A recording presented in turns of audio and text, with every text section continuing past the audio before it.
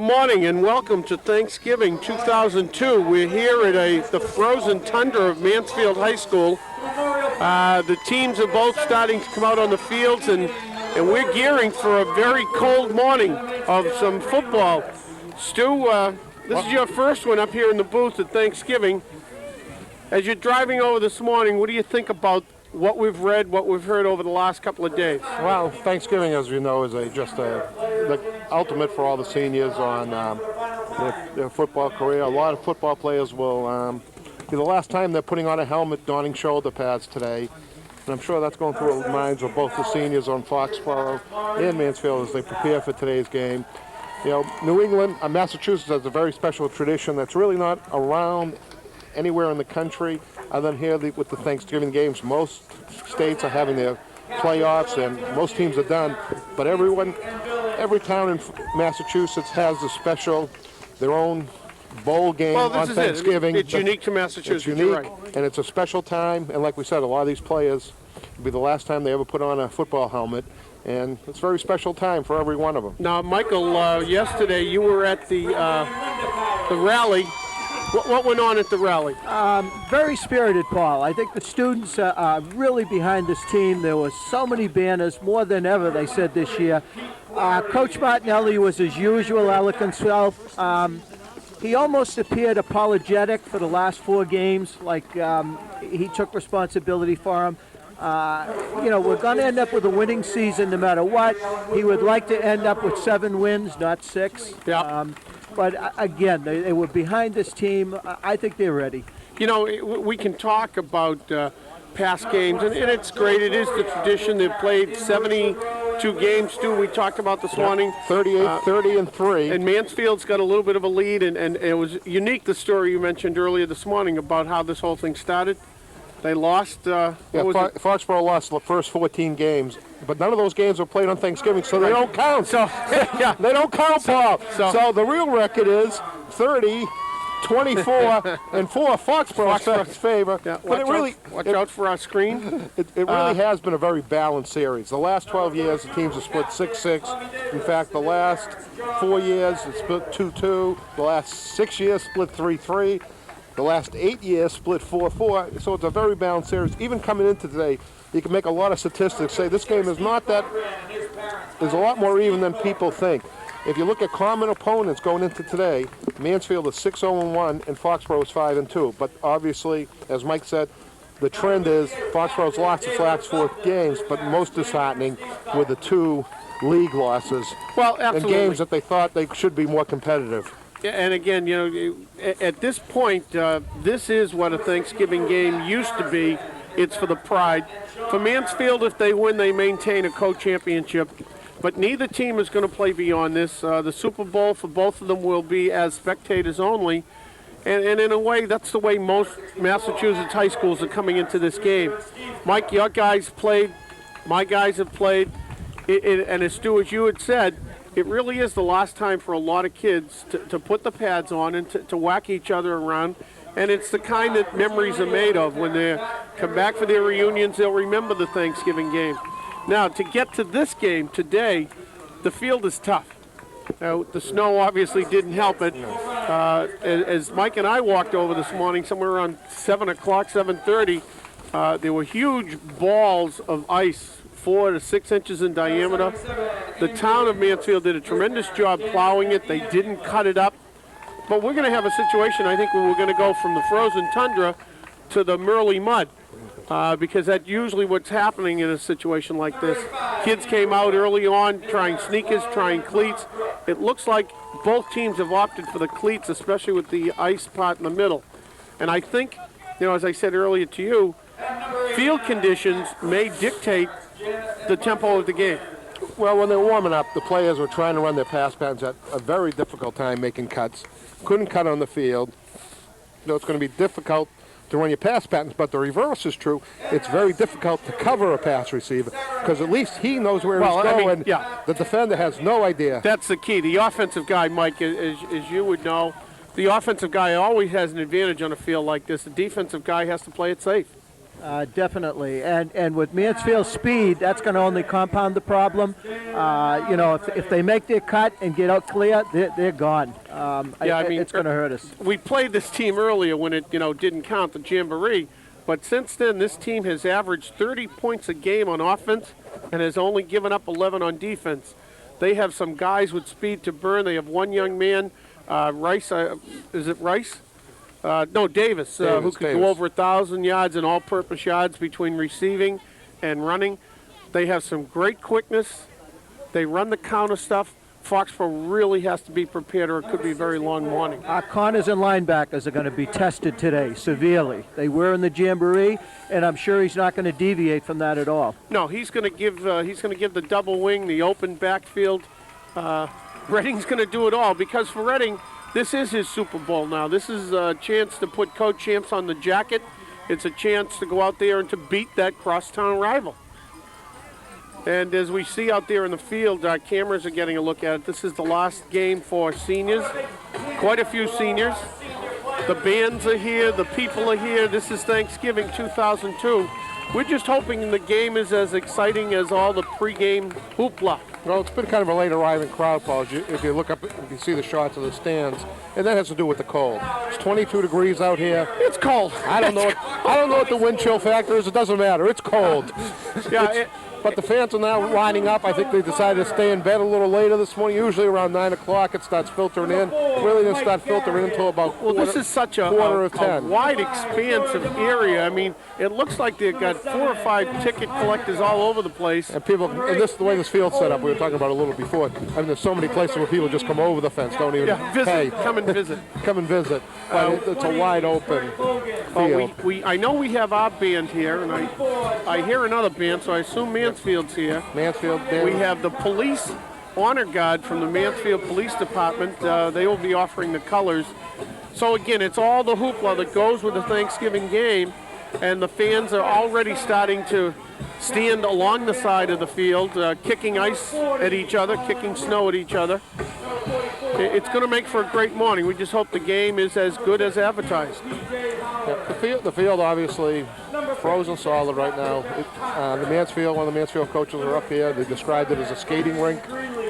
So field conditions are certainly going to play a factor, but both teams are under the same conditions, And like I said before, this is what high school football in Massachusetts is all about. Thanksgiving Day, rivalry day. You can't find a more even rivalry over the last few years. And Foxboro, even though neither team can go to the Super Bowl on Monday, all these kids, most of these kids are going to be putting on their track uniforms, their hockey skates, basketball uniforms, or the drama club, or whatever they do in the winter. Today, Mansfield's playing for a league title. Foxboro's going to play spoiler, but most of all, it's what they live for. Kids have been looking for this since some of them started playing Pop Warner at 8 years old. The young kids in the stands on both sides of the field, the Pop Warner kids, this is the game they look for, because this is the one with the crowds. Mike, your kids grew up through Pop Warner, so when it got time to play in their senior year in Thanksgiving, although we didn't play at home because we didn't have a field, it was still exciting. Oh, yeah, especially, my two boys were not going to go on to play football in college. So this was their swan song, and they looked forward to it and enjoyed it immensely and still remember it. Well, as we await the coin toss. Yeah, well, as we talked about, a lot of these kids aren't going to play football again, but some of them are. We got some scouts here looking at some of these kids today. A couple of kids being looked at for Ivy League, Amherst College on both sides. So there are some very fine football players on both teams. Oh, yeah. This is not the last game for some kids, but for the majority of the seniors. It's going to be their last game. So, but there are some fine football players. Starting with our own Foxboro's Dan Saltzman, certainly an Ivy League potential. And we just hope Danny's healthy. If Danny's healthy, it brings Foxboro's offense back to where it was early on in the year. And it gives Mansfield something to be concerned about. A quick kid, if he gets going, won't have to make a lot of cuts. No. The defender is going to have to make cuts to get to the angles, to make the play. And I think we're going to see a lot of people early on falling because of the field conditions. This isn't something you practice on. These kids only can see what it used to be like or what it was like. But to come out here this morning, this is a real first shot. Yeah. Now, field position early in the game, I think, is going to make a difference, too. It looks like what I would think is the south side of the field, our left. is a little more ice covered. The north side seems to be a little less ice covered. So, on the coin flip here, what have you decided what goal you want to defend earlier? Well, I said that earlier. I think field conditions are going to play as big a part in this as anything early on. The coin toss, as we see, is being made. Our cameras are out there. We are sharing a feed with Mansfield. They are taking a couple of our camera shots. They had some difficulties this morning, and Mansfield's being very hospitable. We're up in the booth. We're not freezing as we did 2 years ago. I think Mr. Jaffoon probably didn't sleep well last night as a sophomore playing in his first Thanksgiving game, knowing that, as a quarterback, it falls on your shoulders. And this is the end of his sophomore year, so by now he's had a chance to feel comfortable, to grasp what's going on. And today it's going to be really paramount. I think any kind of miscues, mistakes, fumbles, interceptions could turn momentum very quickly from one side to the other. Absolutely. Turnovers are definitely going to play a key. Who's going to make the mistakes? But I was just thinking that if Ross didn't have ice water in his veins last night, after he stood out here for an hour today, he certainly has ice water running through now. He sure does. Because it is cold out there. Well, the sun's coming up a little. And it will go from cold to mud if the temperature gives us a break. Yeah. And the fans continue to file in here. Again, it's a late arriving crowd, Paul. Foxboro won the toss and deferred. Mike, a little strategy on Coach Martinelli's part. Well, I think, we've been having these turnovers, especially on the opening kickoff the last few games. I think the coach would rather play defense. And you know what? I think Coach Redding would rather play offense. So I think you're right. It kind of fits into both coaches' plan. Foxboro has decided to kick from our left to our right, which is what I said. I think they'd rather defend early in the game the icier part of the field. Yeah. So by deferring, Mansfield had to take the ball, or at least give up the ball both halves. Yeah, well, which I have seen coaches do that. I have seen coaches do it, but I don't think with his offense, Coach Redding was going to do that today. So he's going to work his offense out of the better side of the field, but working into the more icy side of the field, which might hopefully help Foxborough. But then again, like we said, defense has to play on the same field. They can slip just as easy. Well, we're going to know real early on, Stu, how much the field is going to affect our game. Making their way to the 50-yard line to present the colors for that. Well, now we have the color guard, the Mansfield Honor Guard Police Department. Police Department coming out to present the colors and for our national anthem. Commander Officer Paul Harrigan. Officer Roy Bain. Officer Jay Sparrow, MHS Class of 1984.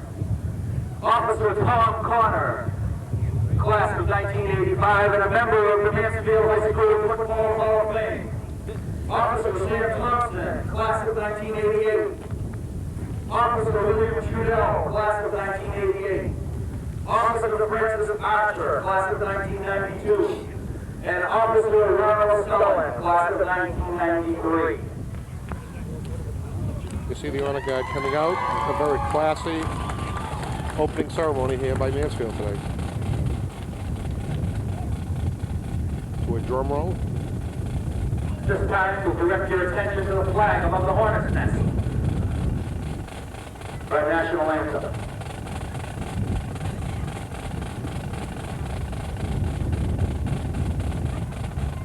And the 2002 national anthem for our Thanksgiving Day game.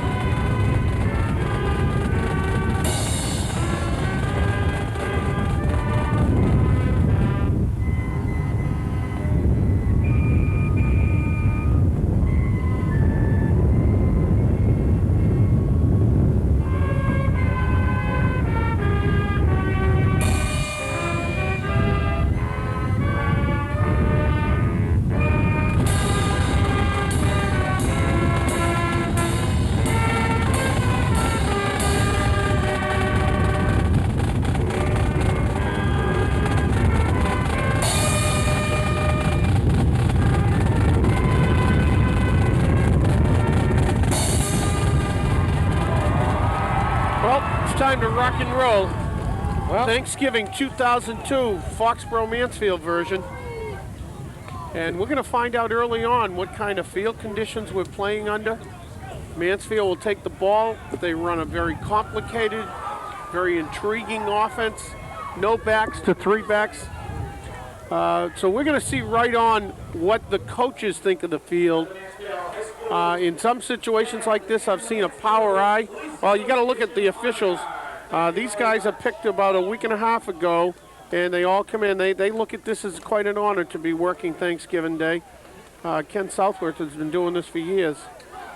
But as I said, I've seen games and field conditions like this where people have just gone out and said, look, I'm going to go power eye, and I'm going to come after you, and we'll see what happens later.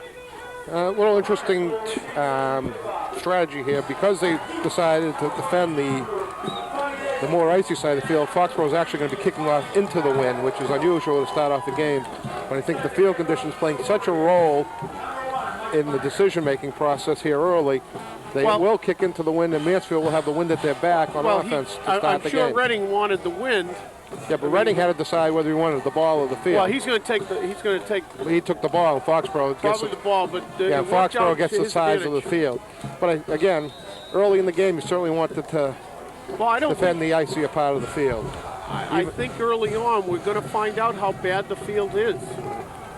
And we'll see right now as kids are coming down. You're not going to see them full gallop. You're going to see them under control, running after the ball. Here we go, Stu. Mike Myers squibs it. It's one of the up men. That's Joseph Antonucci, I believe. And he rolls forward, and that is about the I got to get my yard markers here. It's about the 34-yard line. Mike, where Mansfield will. Have you ever seen a kickoff team going down so slow? Huh? No, they were running very gingerly. It's like everybody was on eggshells down there. They didn't want to run by anybody. Mansfield on offense will be led by their captain, William Antonucci. He's a senior. And this big running back is number 42. 30 points a game, Stu. Tom It's a lot of Davis. points to be putting on the scoreboard. Brian Kelly is a single back, splits to both sides. In motion comes Davis, fakes the handoff, throws, and incomplete, attended for number 5, Jared Giblin. Broken up there by Saltzman, I believe. It was an interesting offensive set. He had one back. He went unbalanced by adding an extra lineman and then looked to a quick pop-in. And it was as much Tibbetts standing in the right place and the quarterback throwing the ball probably too hard early on. Excuse me, that was Tibbetts. And it's second down 10.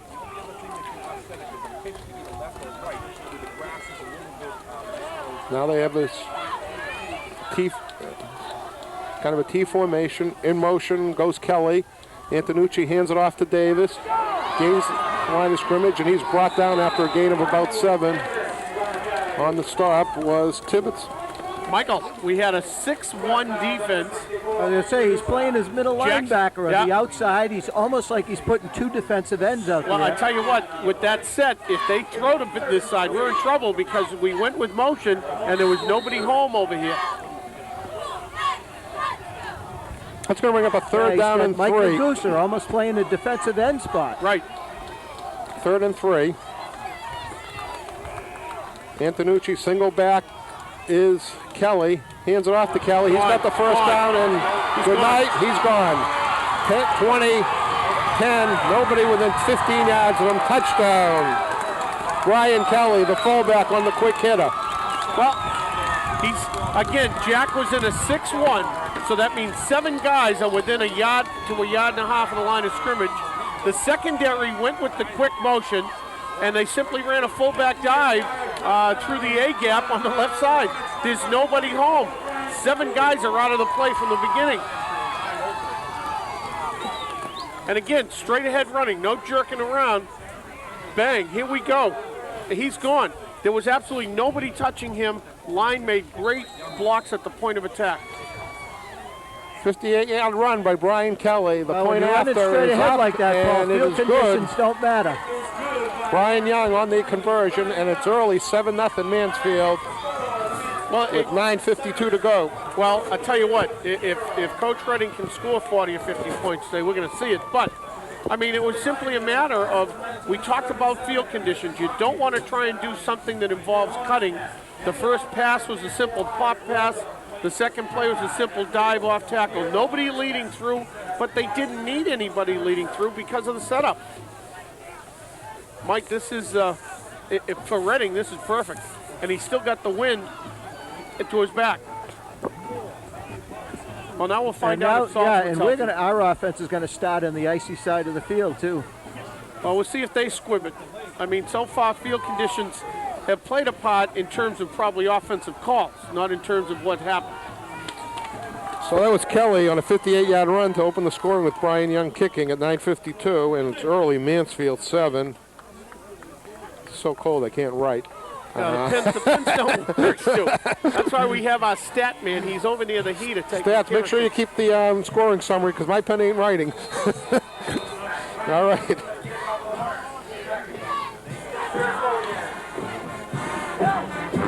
Young kicks it off. He goes deep, and it's bouncing, and that's as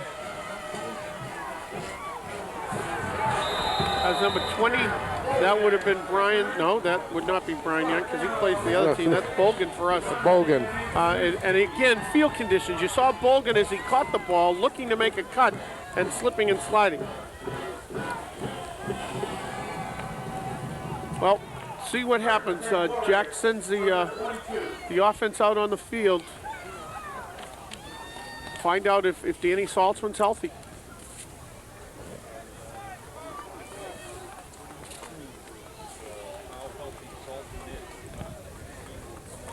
All right. So Foxboro out, Jaffoon under center. Saltzman and Daniels, the running back. They're showing a T formation, very similar formation than the one that Mansfield just scored on. Fakes the handoff, flips it out to Daniels. Daniels has the 30, still on his feet, driving close to the first down at about the 32. Mike, I like that. I like a look. Again, just a quick shot. Give it to Daniels outside and let him play field conditions against the defense. Well, If you notice, Kevin had two hands on that football when he was running. The good thing about that play, too, is when he caught the ball, he was square to the line of scrimmage and was able to run upfield. Didn't have to cut a lot. So a nice play to start off. And it was a first down, so it'll be 1st and 10 from about the 32 for Foxboro in Mansfield, in Foxboro territory. And Foxboro going with a no huddle. Jaffoon calling signals. So a little wrinkle there, Paul. No huddle offense. I formation. Handoff comes to Saltzman. He's hit behind the line and is going to be dragged down at the line of scrimmage. One of the problems with field conditions isn't so much just the backs, it's the linemen. As they fire out of their stance, they have to have that solid base. They have to be able to dig in to push. There wasn't much going on. Mansfield's running a traditional 4-4 defense. They're just plugging. David Felton on the stop. Call it a loss of 1. It's 2nd down 11. Again, Foxboro going with the no huddle offense. Everybody looks down to their wristband to see what play they're running. And Marciano's cleaned up this week on the wristband sales. Wristbands. Jaffoon under center. Fakes the handoff to Saltzman. He has some time. He rolls out. Gets the ball outside to Daniels, but he's going to run out of bounds.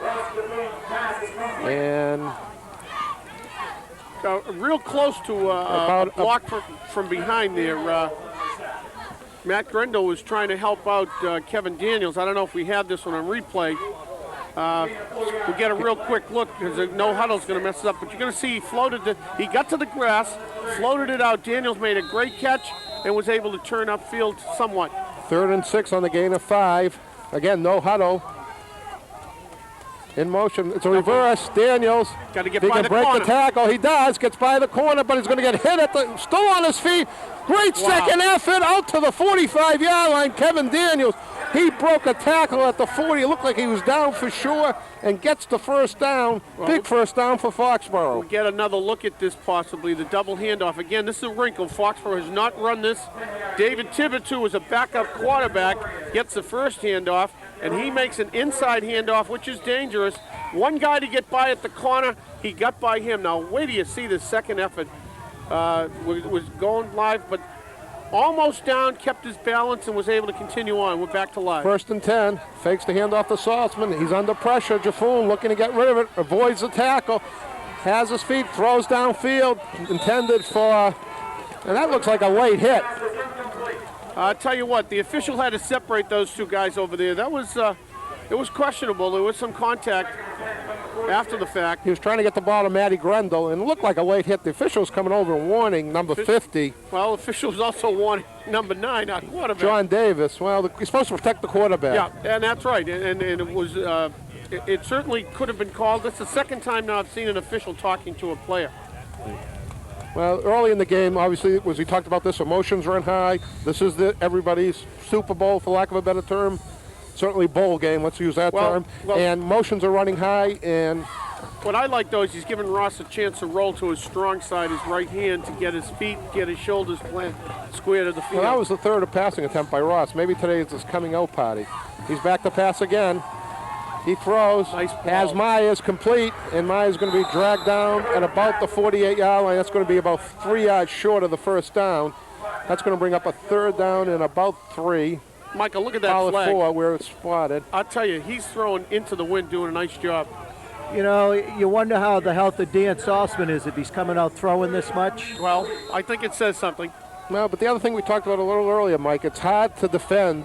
You know, the receivers know where they're going. The defensive backs don't. On this field, But it's hard to you're defend. still throwing into a wind, according to nautical terms, about 25 knots. It'll stand the flag up straight. Yep. Saltzman, sole running back. Jaffoon back to pass again. Myers Throws out. Got Myers first down at the 40. Still on his feet at the 35. Down to about the 30. Call it the 28. He's where he's finally brought down. Good run after catch by Mike Myers. Michael, he ran Saltzman early, got nothing. Right now, Reading's calling a timeout because they need to talk about they weren't prepared for a pass defense. They were prepared for a run defense. And I'll tell you, Ross is throwing a nice tight spiral into that wind. Nice and low. And again, let's give the line credit. He gave Ross a chance to get back. There's the play again. He gave Ross a chance to just drop back straight. Get his feet set, make the throw. Good follow through. He's thrown 2 very difficult passes against the wind, which is nothing but ropes to those square ups.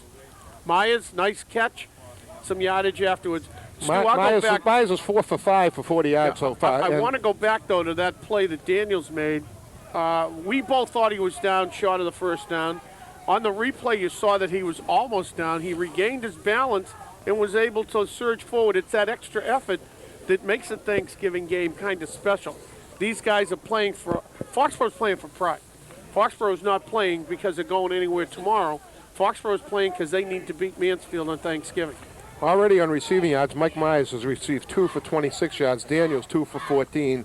And Ross Jaffoon's thrown 5 passes. And he's completed 4 of them? 4 of them. 4 of them. 4 for 5, and he had the one rollout. The one he missed was the rollout. The rollout when he got hit late. And he was under severe pressure, avoided the severe pressure. And The then good news with severe pressure, though, he can get by that defensive end if he doesn't have a great angle.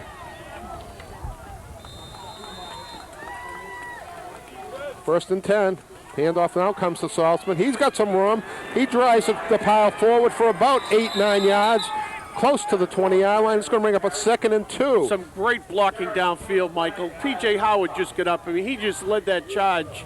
We'll get a look at this as he just blows through the right side. Ragusa, Parker, and you see him just banging in there. And here comes Howard from the outside with another run. Well, great job. Also, give credit to the coaching staff. They switched him up, had him on the passing. Here comes the handoff. Saltzman again. He's hit behind the line. Breaks a tackle. Still on his feet. Rolls over the defensive back, number 27. I think we got an offside on Mansfield. Joseph Poirier. But it's going to be a first down either way. What I like about Danny, though, the penalty will get him up to the 16. Simple crossbuck. Danny just ends up going again to the right side behind Grendel and Parker. What I like is right there. He was stopped. His ankle is okay. He was able to turn it on for a heartbeat, and that says a lot about the fact he can put some pressure on it. Foxboro will take this penalty because it's going to get him a little further up than about 2 yards further than the run. Nice ball possession drive. First drive of the game. They're able to respond to that touchdown. I think he's got Mansfield back on their heels a little bit. They're not sure whether they're going to run now or throw. I don't think they were prepared for a pass defense. No, I don't think so. Passing attack. First and 10 from the 16. Jaffoon under center. Pitch to Saltzman. He's got a hole. Great block. He's down to the 10. Inside the 10, down to about the 8-yard line. Dan Saltzman. I don't want to say he's running like his old stuff, but he's pretty close. Well, you know, that's all it has to be in this field is close. Kevin Daniels, watch this. He's running away from his tight end. He's running to the short side of the field. Watch Daniels. He steps up, 2 guys. He hits the right one because Saltzman's by the other one, and Mike Myers making a great stock block downfield helps out. 2nd and 1. Ball at the 7. Hand off to Daniel straight ahead. He's stacked up. He's going to roll forward. Going to be close to the first down at the 6. I'm not sure he has it, though, Paul. Well, Ross said he did. We'll see how accurate Ross is. Ross is a little closer to the action than I am. Ross walked up as all quarterbacks should and said, Coach, we got our first down. I don't see them bringing the chains in. Well, here we go. They're going to bring him in and measure. Okay, they are going to measure. So they don't believe me. They don't believe Ross. They're going to decide for themselves. Michael, again, back to what you said. I think the game plan was solid. And when they came out and looked at field conditions, they either were going with a passing game or they stayed with it or made some adjustments. But they said, Ross, we're going to have you throw into a 20-mile-an-hour wind. We're going to have you throw some square outs. And by the way, make sure it works. Ross has been up to every pass that's been thrown. About 6 inches short of the first down. I was right. Ross was wrong. But it's a 3rd and less than a yard here from inside the 10-yard line at about the 6. So Foxboro in pretty good position here if they can pick up this first down. They'll have 1st and goal from close to the 5. Clock running now. We're at 5 minutes and 20 seconds in the first period on a very cold morning, Thanksgiving morning. And Ross with the hot arm with no undershirt on. Ross takes it himself, and I believe he's got that. It slipped and slide up, but he's got it. The official's got his foot on the 5, which is more than enough. How about a word of hello to our camera people, Stu? I mean, we're up here and we're cold. I can't even imagine what it's like. We get guys up on roofs, on staging, on the field. As always, the crew has done an unbelievable job. Unbelievable. Unbelievable. The graphics you get, I mean, this is other than you and me and Mike, this is a professional presentation. You've been hanging with me for a couple of years, so we'll see what happens. 1st and goal from the 5. Jaffoon under center. Pitches it to Saltzman. Tries to turn the corner. He's hit and brought down at about the 5-yard line. Again, we have Jack running behind, Ragusa and Parker, 2 of his more talented linemen. So they think they see something near. And here's just a quick toss. Great job inside. Great block by Daniels. Gave Saltzman the corner. He was able to get a couple yards out. I'd like to see him run a play action here and try to find Grendel in the end zone. Let's see what they do. Jaffoon under center again. 2nd and 5 from the goal. It is a play action. He's got an open man. Try to hit Daniels. Couldn't. Pressured by... He had almost no shot at that. Number 74 was in his Gerald face. Willett right in his face. Yeah, right from the get-go, 74. If he had another step or 2, I think he could have got it to Daniels or Alany. I think we're almost forced to throw now on 3rd down. I would agree with that completely, that, it's going to be tough running between the tackles. And it looks like the field conditions take away that quick burst from the outside. 3rd and goal from the 5. Well, Grendel's a great target. I was going to say, you got a good tight end. Maybe a good time to utilize him. Myers way flanked out to the right. Jaffoon on the center. Tebbett's in motion. He gets the handoff. It's that counter. Daniel still on his feet and slips. Just hit. He looked like he had some open run. Just hit and slips down at the 3-yard line. I tell you what. Good stop by number 34, Jason Noonan. Not that you want to draw plays up, but they could run a great option if they give the ball back to Ross because there's no one out there. And again, the field conditions cost them that. And we don't want to keep hopping on it, but he had some open area and just slipped and fell. Well, on 4th and 3, they're not going to go for the field goal. Full house backfield. Takes the handoff to Saltzman, throwing to Daniels. Fingertips incomplete. And Mansfield holds. Well, I mean, lots of things just happened there. On a 4th down situation, first time we've seen him throw out of the full house. He does a great job, great play action. Daniels is open. Ross puts the ball out there right on the fingertips. Done. You'll see that one again. Well, I guess what the good thing we could take out of that drive, Paul, it was time consuming. Well, and I think they proved to themselves they can move the ball. They just got to stop Mansfield now and get back to field position. All right, well, this is certainly an important time to shore up the defense here and stop them and try to regain some field position. 1st and 10. Davis on the handoff. He's drilled at the line of scrimmage for no gain. Yeah, I mean, right now, Coach Redding's being really cautious, and I don't blame him. You don't want to give up a turnover down here. Simply ran a crossbuck. Defense took away the gaps from tackle to tackle, and it went nowhere. It's going to bring up a 2nd and 10. This is a big, big defensive stand, Stu, because they can get that ball back and have decent field position. You don't want to say the first quarter is a crucial time of the game, but this certainly is a big time of the game. Oh, I agree. I agree. If they can stop them, they're going to get the ball back. They've shown they can move the ball. 2nd down 10. Kelly, the running back, single back. Davis comes in motion. The handoff comes to Davis. He's trying to get the out. Hit by Saltzman. Breaks a tackle. Still on his feet. Out to about the 10-yard line. He's going to be out of bounds at the 9, which will bring up a big 3rd and 3. That's a modified buck sweep. And again, give Saltzman some credit. He spun off the block and was able to make the back run wider. And there's no way you're going to make an accurate cut on this field today. No, Saltzman slowed him up. Tebbets made the stop. It's a big, call it 4. 3rd down 4 from the 9-yard line. They got to get out to close to the 14, between the 13 and 14. And this is a big play, obviously. 2 minutes to go straight up in the first period. Antonucci under center. He's got Davis he's got Kelly the fullback. Davis the halfback. He's going to hand it to Kelly. Kelly stood up at the line of scrimmage. Not going to get enough. He may have got to the 11. It's going to bring up a 4th down and 2. And I believe we will certainly see the punting unit of Mansfield on this 4th down situation. They stuffed that. They did a great job inside the tackles. No replay on it, but again, take our word for it. That wasn't going anywhere. So big defensive series by Foxboro there when we needed it, guys. Well, it says a lot about, right now, respect. You know, he wasn't going to take chances putting the ball up for grabs. Tebbets the deep man. Antonucci is the punter. He is the quarterback. That opens up possibilities. I don't think he'll do them here, but it certainly does open up possibilities when your quarterback is the punter. I couldn't find the He quarterback. will punt.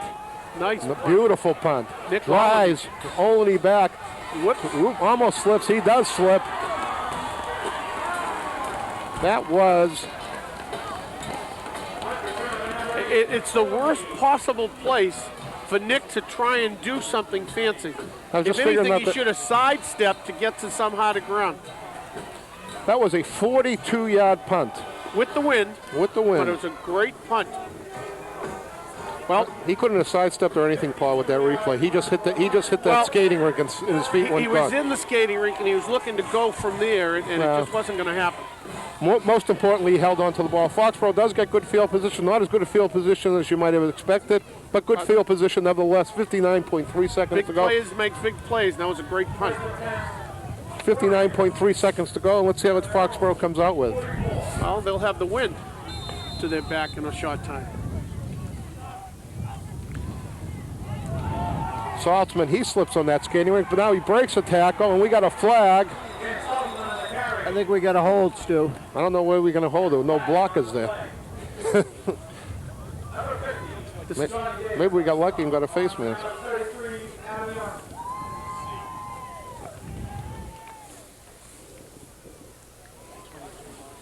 Yep. Well, that helped. That helped. That'll help our field position a little bit. I didn't think it was a hold, Mike, because there's nobody blocking for him at the point of attack anyhow. Incidental face mask. Well, our official is mic'd up. Defense down.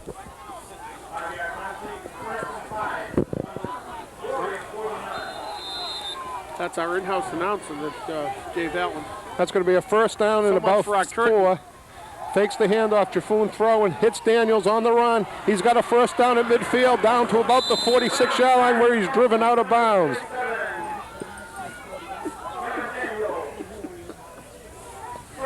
Okay, we lost our shower curtain here, guys. We'll get the replay. We saw this same play earlier in the game.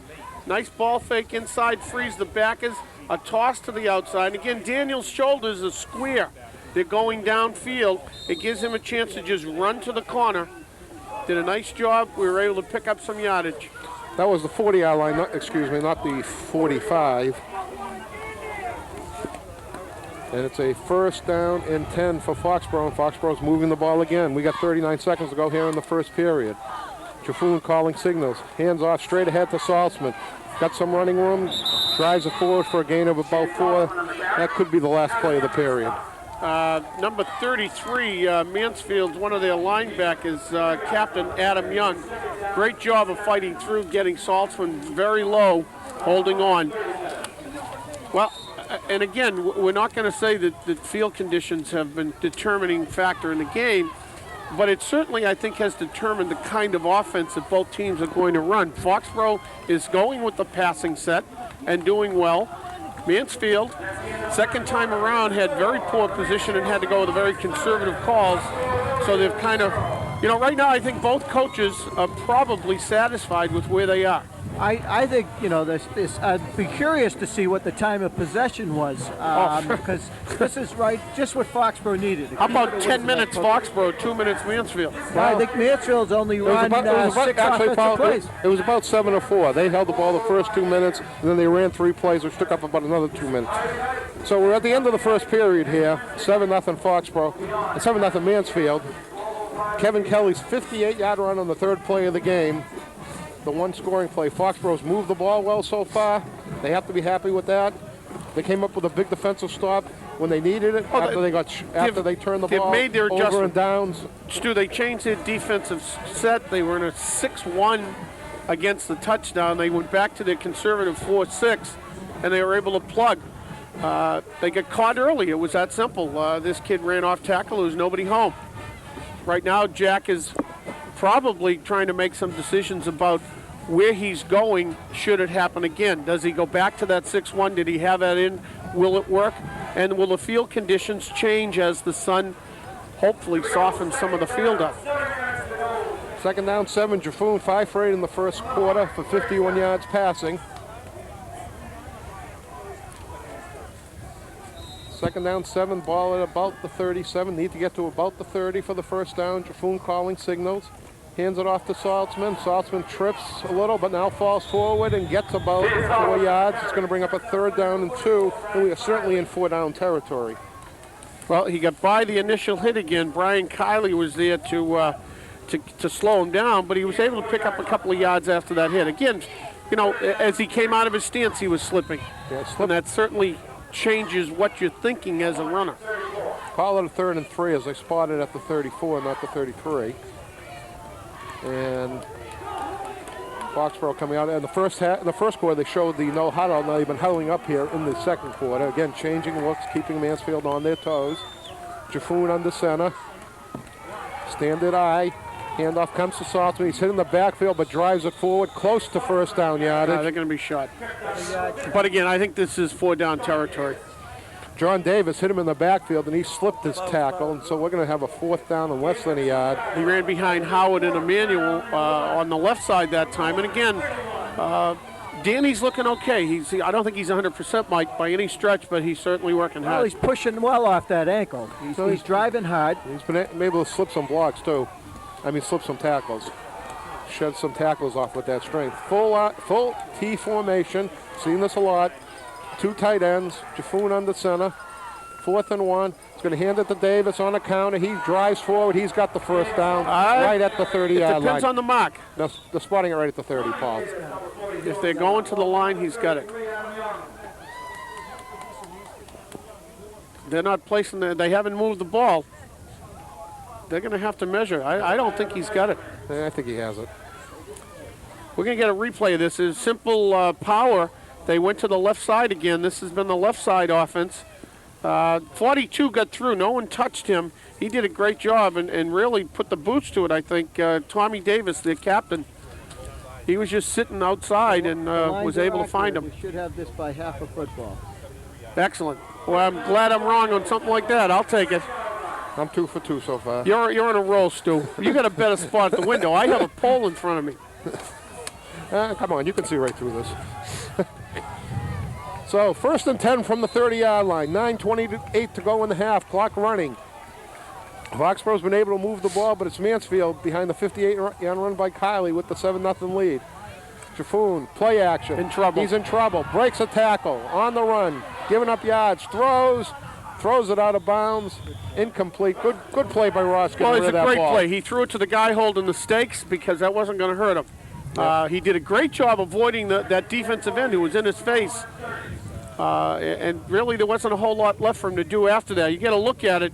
Russ breaks out of the huddle on this and has a kid in his face from the get-go. I think Daniels was one of the preliminary targets. Daniels got held up at the line, so right now Ross is on his own, makes a great decision to throw it to nobody. Tom Davis was the guy in his face right off the bat, the running back and captain of Mansfield. 2nd down, 10. Saltzman on the handoff. Going to push forward. Wow. Wow. He's on guard. Wow. Touchdown. Dan Saltzman. That's the Saltzman we all remember. 2 tackles and went for the touchdown. 30-yard run. Dan Saltzman makes it 7-6. I want to see this baby again. Danny broke about 4 tackles making this run. Come on, replay. Here we go. Here comes the replay. It's going to be a tough angle here, but you're going to see just absolute tremendous effort.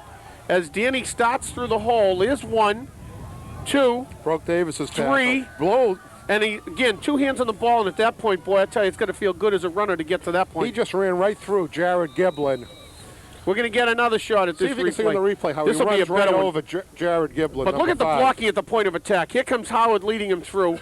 Howard kicks one out. He blows by the Right first, there. Watch him second, right there. knocked him down. Didn't just beat him, knocked him down. For a pancake blocks, that was a pancake run. Myers for the extra point. High snap.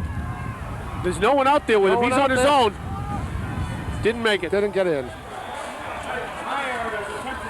You know, again, if it's a bad snap, and that's, I assume that's what it was, you got to bring people out there to throw it to you. There's a call that most teams have, a fire call, or an escape call, or whatever call, and usually it releases the outside guy so that he can at least run with you and give that guy a chance to throw the ball. Nothing happened on that. It was pretty much Dennis versus the Mansfield Corners, and they stopped him just short of the 2 points. So the good news is we've scored. The bad news is after 2 drives up and down the field, we're still down 1.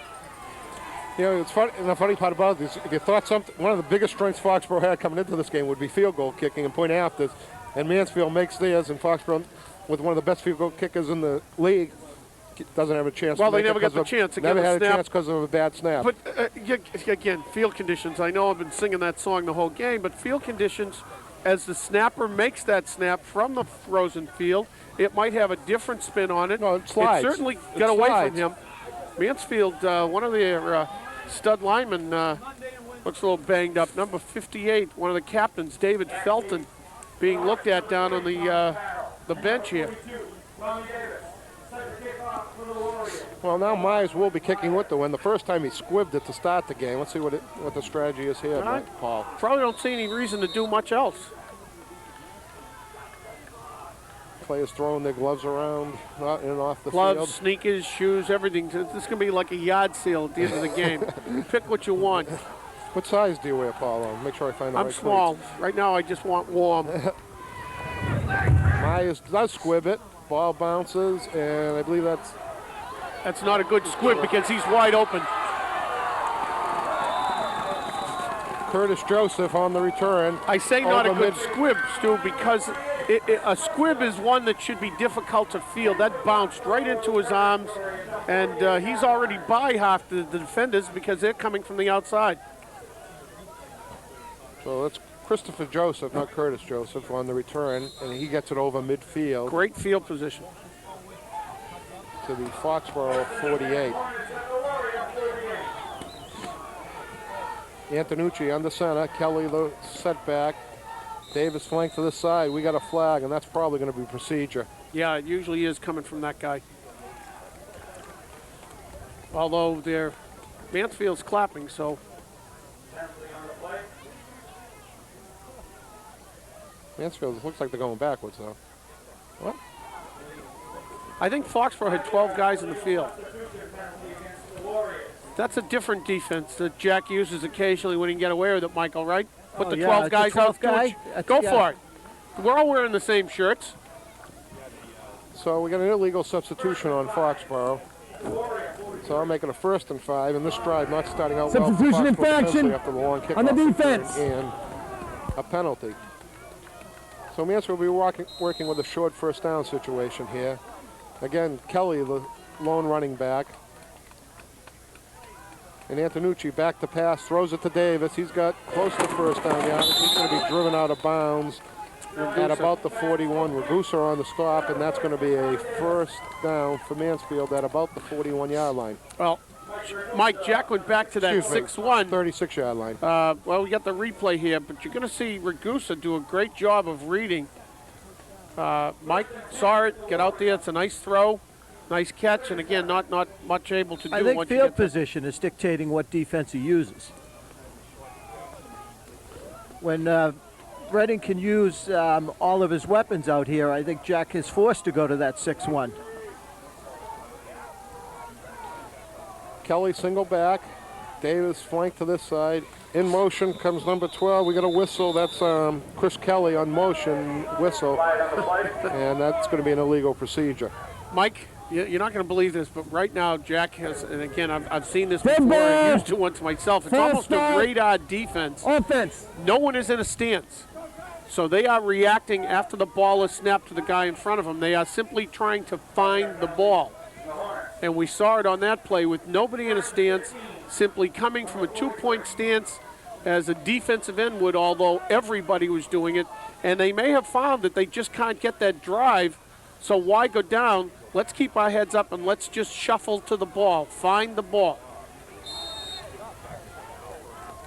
And they're in it again. So you'll see this. You'll see all our defensive linemen. It's almost in a like everyone's 2-point being a stance. linebacker. Well, it's a radar kind of thing. They're going to read blocks.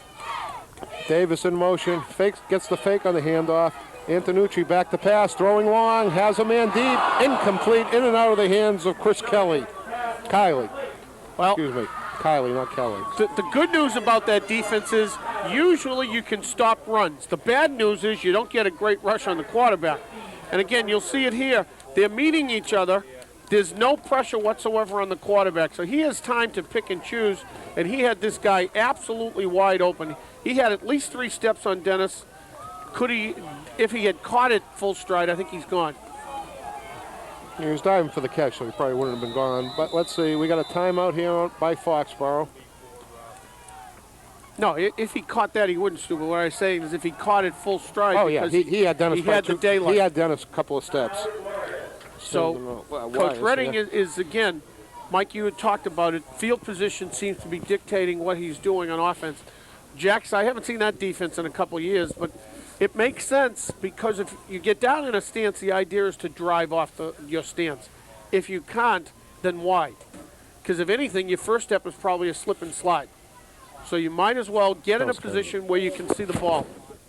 All right, we're going to see that kickoff again. And again, you're going to see what I mean by that squib. A squib kick should not be a quick bounce. Well, we got the end of it, but he caught it full stride, one bounce, shoulder height, and he was gone. Now, I say he's gone because you line up 11 guys across. There's at least 5 or 6 guys that have no shot at you because of where they lined up.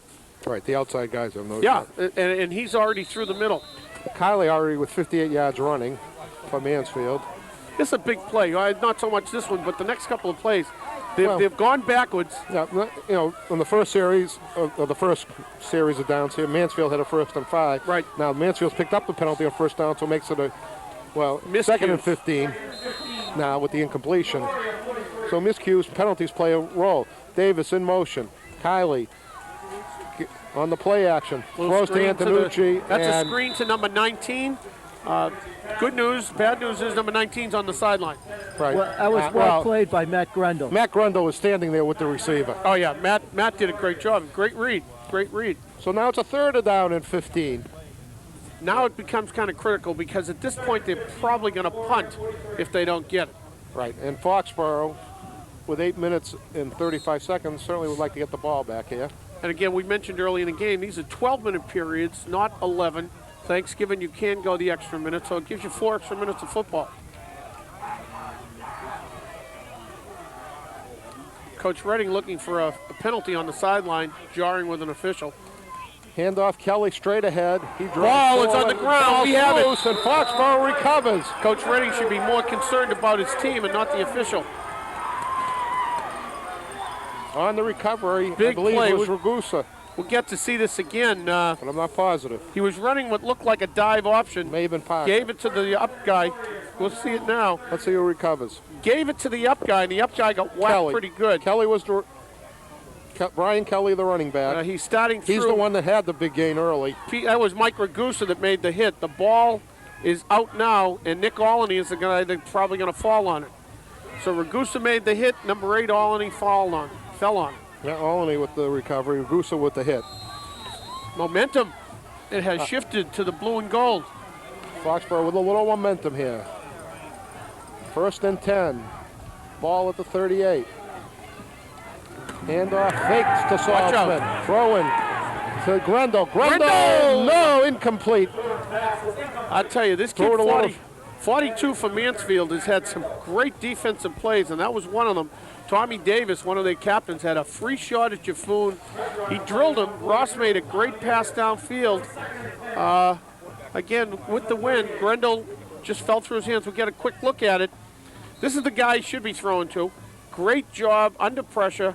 Mike went up, Matt went up looking for the rebound and fell through his hands. Well, a couple of passes away from this game, Foxborough could have a decent lead. Jaffoon under center. Hands it to Daniels. Got the corner. Got the corner. Stood up at about the 45-yard line for a gain of 7. That's going to bring up a 3rd down and 3. That's So just a big 3rd down situation the other way. That's a reversal of fortune here. Daniels is following Saltzman's lead block. They're simply running to the left side. Great job up front. Howard, Emmanuel, great block. Grendel, great block. Saltzman kicks out. And look at this, right down the side. Boom, boom, boom, boom. Nice block by Ragusa, too. 3rd down, 3. And Timeout. Ross needs a timeout. They don't like what he Not saw. a bad call. This is a big play. We need the first down, keep the drive going, and keep the ball away from Mansfield. I agree. It is a good call. A lot of composure. Yeah, Ross really, he's a sophomore, but he's not a sophomore anymore. And this isn't his rookie year anymore. This is the 2nd season, as they call it. Ross has seen enough to understand what's going on, what people are trying to do to him. He needs to take advantage. Well, it's his 11th game as a starter. I'm still looking for that screen, though, guys. I know I'm asking for a lot. And I was told they have a tight end screen in the playbook this week. Well, maybe we'll see it here. Power eye. Saltzman. He's got some daylight. He's in the He's back. gone. Forget He's it. gone. Danny Saltzman, if he can stay on his feet and slip in. Unbelievable. 52-yard run, Dan Saltzman for the touchdown. Foxborough leads 12-7. I wonder if Jack will go for 2 now. But again, it's just great job. We'll get a great look at this. Saltzman just absolutely breaks through. Here he comes. Great job, crossbuck. No one leading in front except Parker. And Parker was looking for somebody to block. There wasn't anybody there, Mike. Parker made a nice brush block, then turned around, went right down. Saltzman started slipping. His feet started slipping up in about the 20. As long as he could stay on his feet. I think Danny was surprised. I mean, he was out in the clear. He started skating on that ice and almost lost his balance at the 20, but maintained it and went in for the score. And Mansfield is stunned. Foxborough's going for 2. Makes more sense at this point to do the 2. They'll go that full house set that we always see inside the 5. Last time we saw this was a little play action. No, we're not. We're getting trips. Maya's spreading the way out field. there. Nobody covering them. Now they spread out. I still to like cover 'em. Grendel. I still like Grendel down Well, here. that's what you might see. Maybe the opposite way. Nope. Ross slips coming out of the huddle. Now rolls out the other way. You got Olney. Looking for Olney. Can't find him, and he's going to be brought down. Loses the ball out of bounds. Well, that play, when Ross slipped coming out of the Boy, stance. I'd love to see a replay on that. Well, he slipped coming out of his stance, Paul. And He that, slipped, but there were some people in his face real quick. Yeah, well, once he slipped, the play was kind of doomed. Here we go. We're blocking down. He slipped. At this point, though, he's under control, but he's got guys diving Well, for you him. got a guy at his foot, and then he rolls back the other way.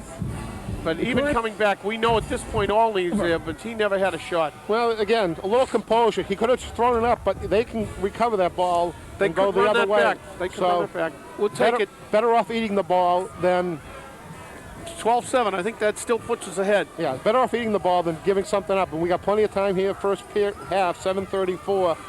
And Foxboro, where things have been a little dicey on kickoffs. Let's see what strategy they go. The only trouble with the squib here, Paul, is on the hard field. It bounces. Well, the squib works if you hit it the right way. I mean, Yeah, but it you're bounce- taking a chance. Bounce high.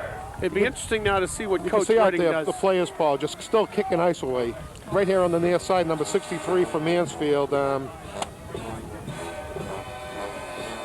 Seamus Perry is like kicking ice out of his cleats.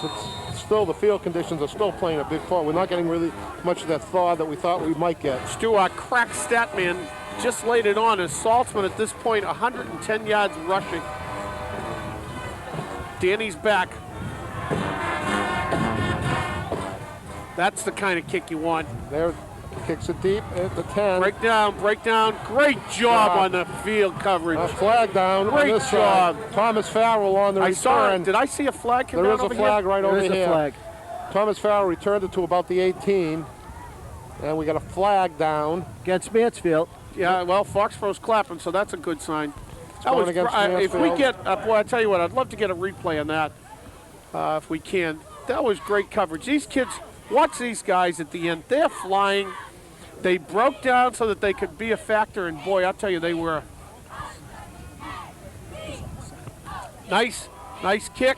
And again, it's to the last row, which is what you want. And as he comes up, there are three guys flying at him, and he didn't avoid any Blocking of the them. back on the return. Number 36 for Foxboro. Great job on that. That would be John Rocket. Great coverage. You know, this is where Redding starts to go a little conservative when he's pressed back into his own. Yeah, but you know, with the lead, you never know what Redding's going to do. I mean, he could go no backs and throw the ball 4 times. Sometimes you put yourself in the wrong hole, though, by being too fancy. We'll see what he does. Well, certainly got to credit the Foxborough coaching staff. A little reverse strategy today. They used the pass early to set up the run. Yep. But Mansfield, they called that timeout, started defending, worrying about the pass, and all of a sudden the holes have been opening. Well, he's got a passing set. Antonucci under quarterback, hands it to Kelly. Buck sweep. Kelly, Broughton down. Ooh, vicious hit That was Mike Ragusa. by Ragusa. He went to his double wing offense with the buck sweep as a possibility, and he gave it to the fullback right up front, and Ragusa just happened. But again, Ragusa's job in the middle is to play fullback, Michael, and he played it. Big hit by Ragusa. He's had a great year, as have quite a few of these players. Second down, 8. Handoff. That's Farrell. Great job. And Farrell brought down after a gain of about 2. It's going to bring down a 3rd down and 6. But again, as you know, Grindle, Call it 7. Matt didn't make the tackle, but Matt held up the play. Olney came in and finished it up, Michael. Again, I think, you know, Redding is being a little conservative down here in his own end. Well, he's got to put it up now, unless he thinks he's going to see a 6-1 and he wants to go off tackle again. Gain of 1, 3rd down 7. Big play for Mansfield here, trailing 12-7. In motion comes Davis. Antonucci back to pass. He's looking, finds Davis. Davis got some open field, and he's going to get the first down at about the 22-yard line. He was awfully wide open, and it shouldn't have happened there unless there was a screw up in the coverage, miscommunication, because he was wide open for an awful long time. We'll get a look at this. He's simply rolling. He was the play. Well, he came in motion. And He's rolling to the wide side of the field. That's got to be coverage from the secondary linebacker, and there's absolutely no one near him. He had a lot of room to run.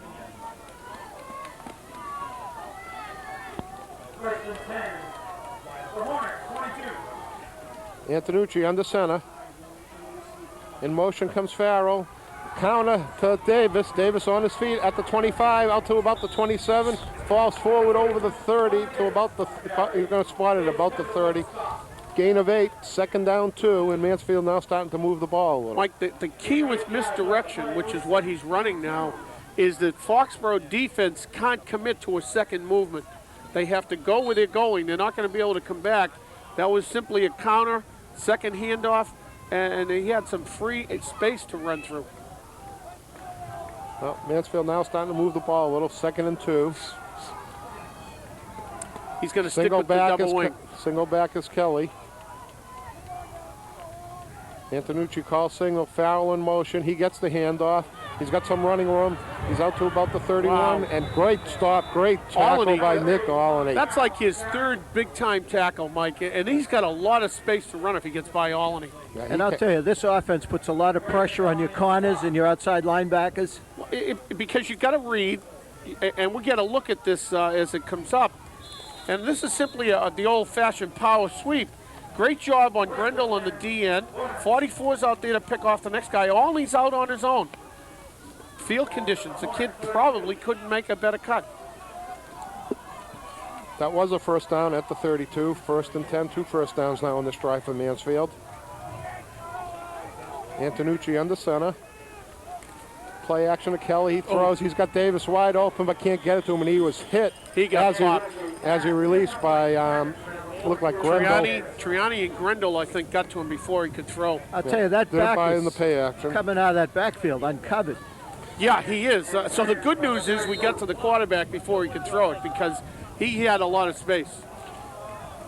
5:07 to go, 2nd and 10. Take a little bit of time for this play. Maybe We're getting, got something special coming. we're getting close to where it might be too much time.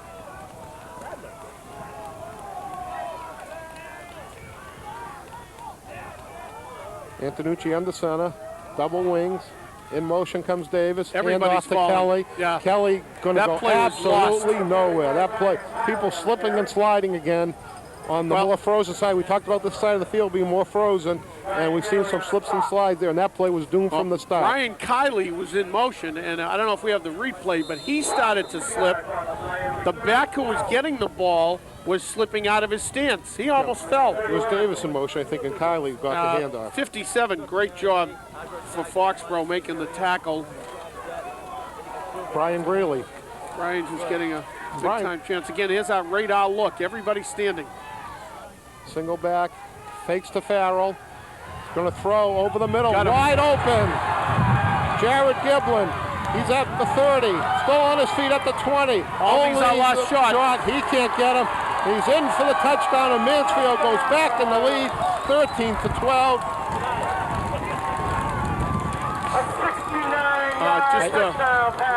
Well conceived, and he got hit pretty good near the end of the play. He made a great pass, and I think Mansfield's going for 2. I would think they would go for 2 to put themselves out. That was a 69-yard complete running catch. Here's the replay. Again, you get the counter action, great play action fake, comes up underneath, and this is just a bullet. Look at that throw. He had Alney beaten by about 5. Alney and Myers had a shot at him a couple of times, but he had the blocking out in front, and he's gone. Nice job. Nice score. 13-12. Go for 2.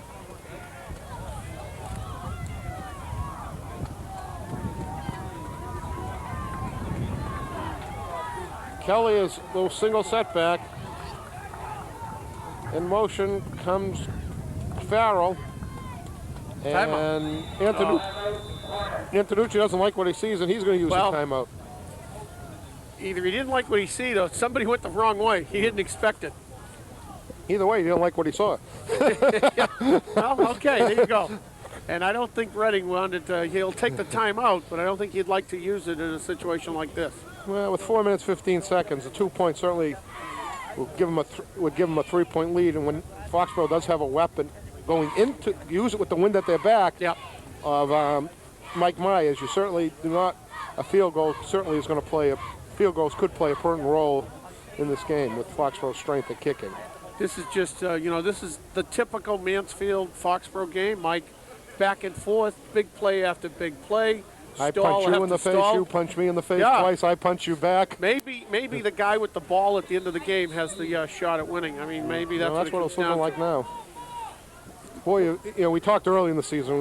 We had a projection that if Foxboro, the way they were going, was going to beat North and beat Stoughton, this game might have had Super Bowl implication. Can you believe the emotion and the way this game's been played? If this was for the Super Bowl too, over and the top of everything else, that We'd still be Thanksgiving. cold, though. We'd still be cold. Oh, you might not be as cold. All right, empty No backs. backfield. Farrell in motion. Got him. Antonucci, he goes down, tackled by Saltzman and Grundle on the play. I don't know if that was worth a timeout. You know what I'm saying? So, with 4 minutes and 15 seconds to go in the half, it's Mansfield 13, Foxboro 12. Here's a replay. And I don't think we're done yet, guys. You know, I think he had the guy in motion first. He looked off on him. Now he's looking back. At this point, it's over. Saltzman's on him. Grindle's on him. Great work. He's just ducking.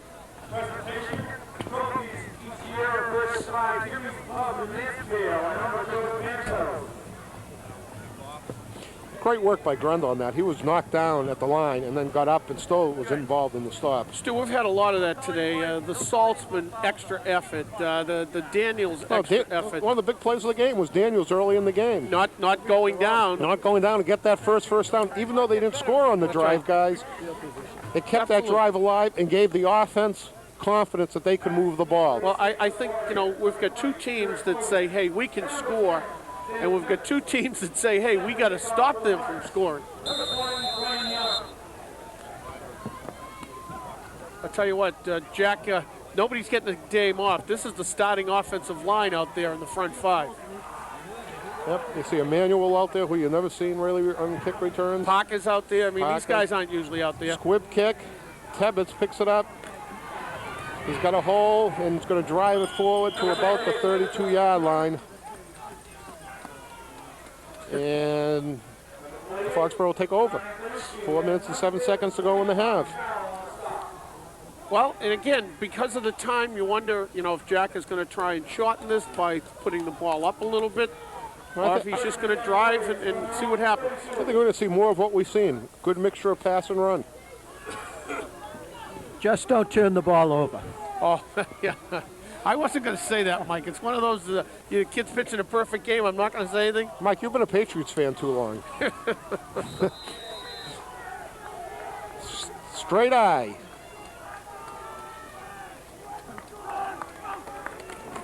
Saltzman gets the handoff. Looking for a hole. He's going to drive it forward for a gain of about 2. I think he might be generous with you, too.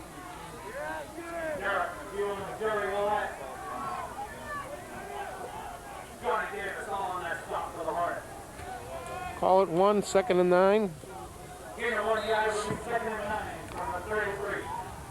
I don't think you're going to see that play again right now. I think they need to keep this ball for most of this period. Momentum has been bouncing back and forth. 3.5 to go before the half. Jaffoon under center. Daniels back at the fullback. Straight eye. Fakes the handoff to Saltzman. Has plenty of time. Looking deep. Has Myers and Wow, looked like incomplete. the fans over there certainly thought there was a little pushing and shoving. I'd like to see that again. I thought there was too, but Yeah, I think they were both going for the ball. I don't toss. think either guy was going to catch this ball. Jared Giblin on the defense. Giblin who just Great caught the play big action. touchdown play. There's plenty of time. He's able to set himself, step into his throw. The ball is up. Myers really didn't get much separation. A little bit of, you know, again, he threw it inside, so it would have meant the Foxboro guy, Myers, had to come back through him. Not a lot of separation. Good non-call. Daniels hustles off the field here. So we got trips to this side. Tight to the other side is Rendell. Saltzman, the single running back. Jaffoon Here's back the to tight end pass. screen. Whoa, he Breaks got the by the tackle. first guy. Run hard, baby. Needs to break a Run couple hard. more. Close up to the first down yardage. I think he has it. Close. Depends on where they spot the Paul ball. Carroll tight end screen works for a first down. Well, the tight end screen worked because the first guy missed him. And he ran. We get a replay at this. He's simply running the whole world away from his tight end, Matt Grendel. And Ragusa and Parker set up. Now at this point, the screen is over. Now watch this. 44 came in and woof. Misses. But watch him run over number 33. Ragusa and Parker did a great job. Watch him run right over Adam Young there. They didn't want him. They didn't want him, Michael. 1st and 10. Another big first down play with second effort. Again, Jaffoon back to pass. Has some time. Throws. Great ball. Complete. Great ball. And that was complete to Troy DeMauro. We'll get another look at this. This is a BB. Ross is back, gets himself set, steps into the throw. Woof. And that baby's right on the money. Great throw. 2:24 to go in the half. Foxboro driving for the go-ahead score. We got a second down and less than a yard. Jaffoon talking to Daniels and Saltzman. Following signals. He's going to get a pitch at the Saltzman. Saltzman trying to turn the corner. Does turn the corner, and he's pushed out of bounds after he gains a first down yardage at the 44-yard line. And I'm not sure what Ross was looking to move his backs around, Mike, prior to that snap. I'm not sure whether he wanted to lead back out further. Boy, I'll tell you, Ross looks poised. Oh. He has come of age. He's no longer that rookie. Trips to the wide side. And we're going to get a timeout. We haven't been keeping track of timeouts, so I'm not sure what the status of our timeouts are. But again, at this point, I really feel that Jack has to be comfortable. I'll tell you what, Redding was so upset with his quarterback after the last play. He's got number 13 taking snaps down here. He didn't like what his quarterback did. So John Sparaza, who's a junior. What did his quarterback do? He threw a 69-yard touchdown pass. Yeah, well, he didn't throw that two-pointer the way he wanted it. That's called the hook. I saw him talking, and talking is a mild word. I saw him talking with the quarterback after the play down there on the extra point. Well, William Antonucci has been the regular quarterback all year. But I tell you, the quarterback has sneakers on. So it'll be interesting what happens if he's out there in the bad part of the field. 1st and 10. Counter. Daniels has a hole, has some opening. He's got a first down yardage. Yeah, there's a flag, though. I think we get holding. Got a flag down on the play. Yeah, we'll get holding. And we definitely have holding. Holding. Offense. It's a nice inside handoff. We've seen this play a couple times. It's almost like the wing T setup. Daniels comes back inside. It wasn't holding. He just kind of tackled him. Yeah. It's a clean tackle. Nice takedown. Except, the guys get confused whether they're on offense or defense. Yeah, but you know what? You got to be understanding. Guys get the other uniform on. He's in the way. Get him out of there. Offense. That would have him about 4 yards up the line, so that's going to bring up a 1st and 16.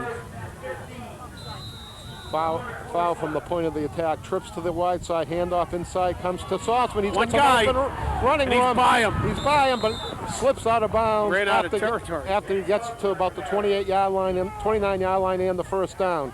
I mean, Danny Saltzman early on in the year was a touchdown waiting to happen every play. And he got hurt in the Zavarian game and didn't play the second half. But he's running like that. You'll see it on the replay. This is nothing more than just a quick hitter. He follows Ragusa again. Great block, Mike Ragusa. Great block, P.J. Howard. And he just ran out of territory. Otherwise, he was gone. We got a minute 50 to go in the half. Jaffoon calling signals.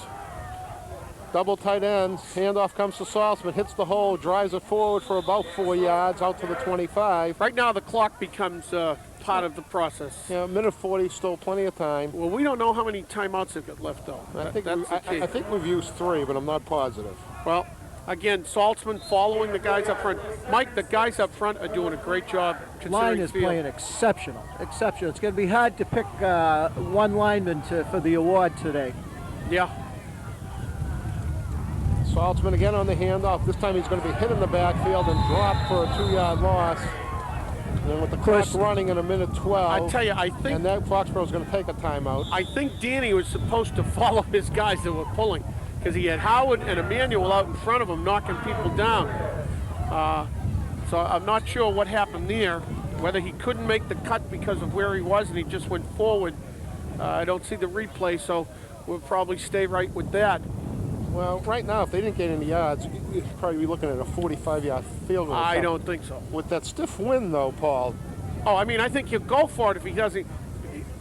I don't know. I mean, it's a tough call down here. You'd like to go in tied. You'd like to go in ahead. You'd like to go in making can't some go in momentum.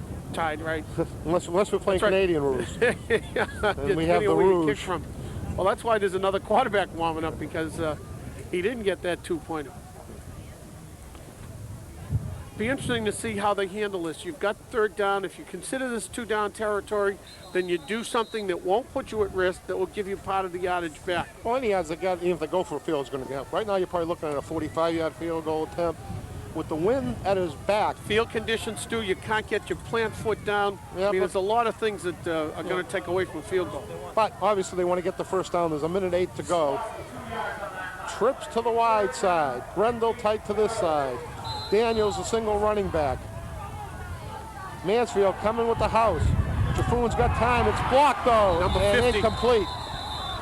Number 50 knocked that baby down. That's John Davis, 6'3", 215. He just got his hands up and said, no, no, no. So let's see, on third down and... Well, they brought Myers over first. I think they just said to Michael, Mike, can you kick it that far? What do you think? And Foxborough probably going to use their You know last he's going time to out say yes. Well, he just may. And you know what? If he says yes, you might want to listen to him. Got a minute 4 seconds to go in the half. We got a 4th down and 7 at the 26-yard line. Look at this crowd. I mean, this is what Thanksgiving's supposed to be. Thousands of people surrounding the field here to participate in a Massachusetts ritual, and they're seeing a great ball game. Foxboro's last time out. Well, it's the only one they need, unless they can do something with this. I don't see, the block is coming out. Yep.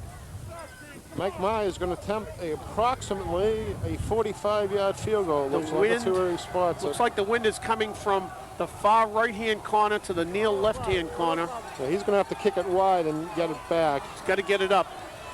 And he's going to put the blocker down right at the 35-yard line, so it is a 45-yard attempt. He has kicked a 42-yarder already this year. And now, Timeout. for lack of a better term, Mansfield's going to ice him. Well, ice him on a cold day. I don't know anything about icing today other than the fact that everybody's cold. I'm sure Mansfield's going to be very cautious and look for the fake. But in some ways, this is, Foxborough Look at this. This is the smart. Patriots. But Foxborough This is the Patriots, man. Foxborough smart. Yeah. The timeout's giving them some time to kick away any of the ice, give them a little better footing. You Where's talked the about camera? Where's the camera? Get the camera on those guys cleaning the field. 45-yard field goal. As we said before, Saltzman kicked a 42-yarder already Not this year. Saltzman, but 42-yarder. Myers. So the Foxborough line and all have come out to move things around. Now the coaches may have reconsidered. No. Well, it took 5 coaches to say, hey, Mike, kick it through. Kick it through. Mike, it's 45, no problem. Yeah. Well, we shall see. Heinrich is holding, took his gloves off. Took his gloves off. Let's see, 45-yard attempt, Mike Myers. Ball down, decent snap. The kick is up. Not It even doesn't close. have the height, doesn't have the distance, and it's no good.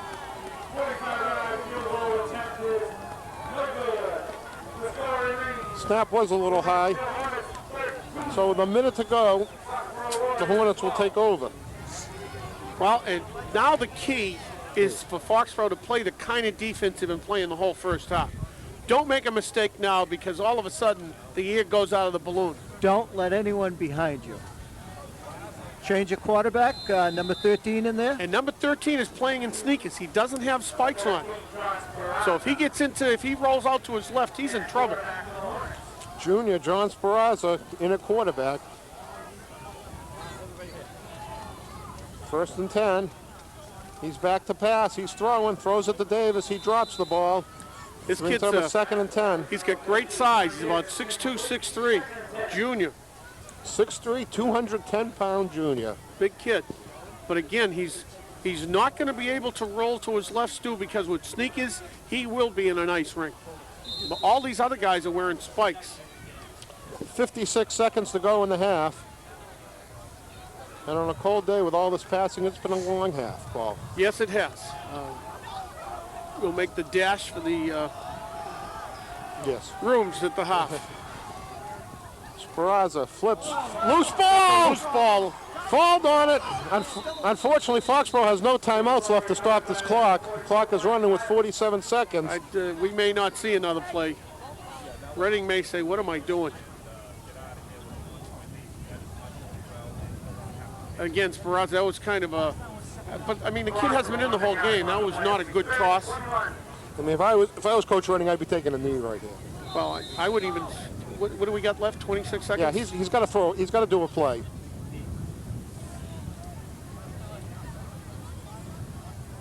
Speranza now coming nothing off. would surprise me, though. I mean, he could just put it up for grabs.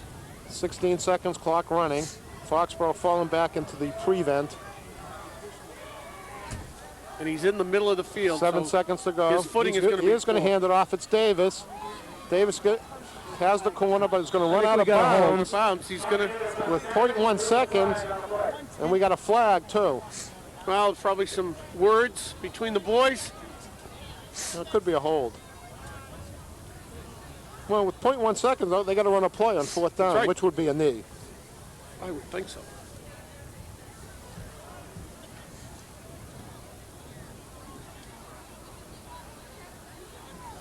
They're going to talk about it anyhow, just to keep everyone a little cooler.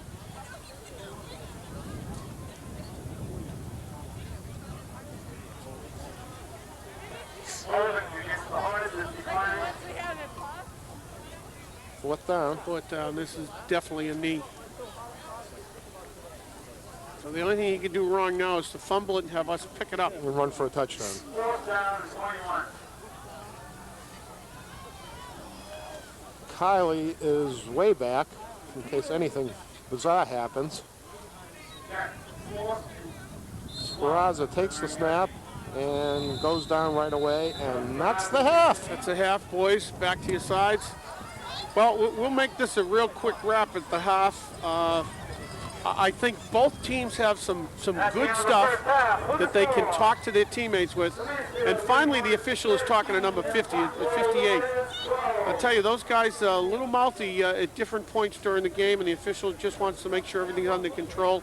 That's very good preventative officiating, I think. Mike, what do you think after the first half? I think Coach Martinelli, if I were him, I'd be thrilled. We played ball control. We kept this ball out of the hands of Mansfield's potent offense. What more could you ask for? And we received the kickoff coming out in the second half. You're right, and I agree completely. Both coaches can win and talk about good stuff, talk about some mistakes. It's been a great first half, and we can only hope that the second is as good. 13-12. We'll be back in a while. Let's do it.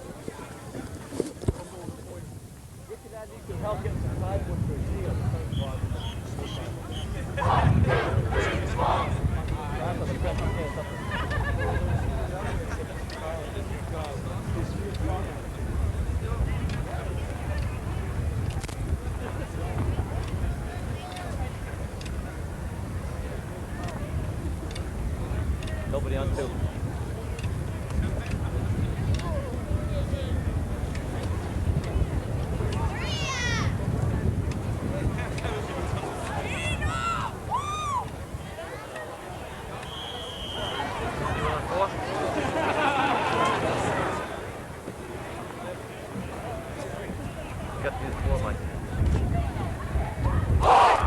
Good morning, ladies and gentlemen. We're proud to present the 2002 Foxboro High School Marching Band and Color Guard. This year's halftime show is entitled Contes Audiamus, features the creative music of contemporary Welsh composer Carl Jenkins. Band's drum majors, Laura Sides, Candy Godolin, Color Guard Captain Lisa McKee, percussion section leader Greg Woodard, trumpet soloist Jackie Antuco. Foxboro High School marching band coming back.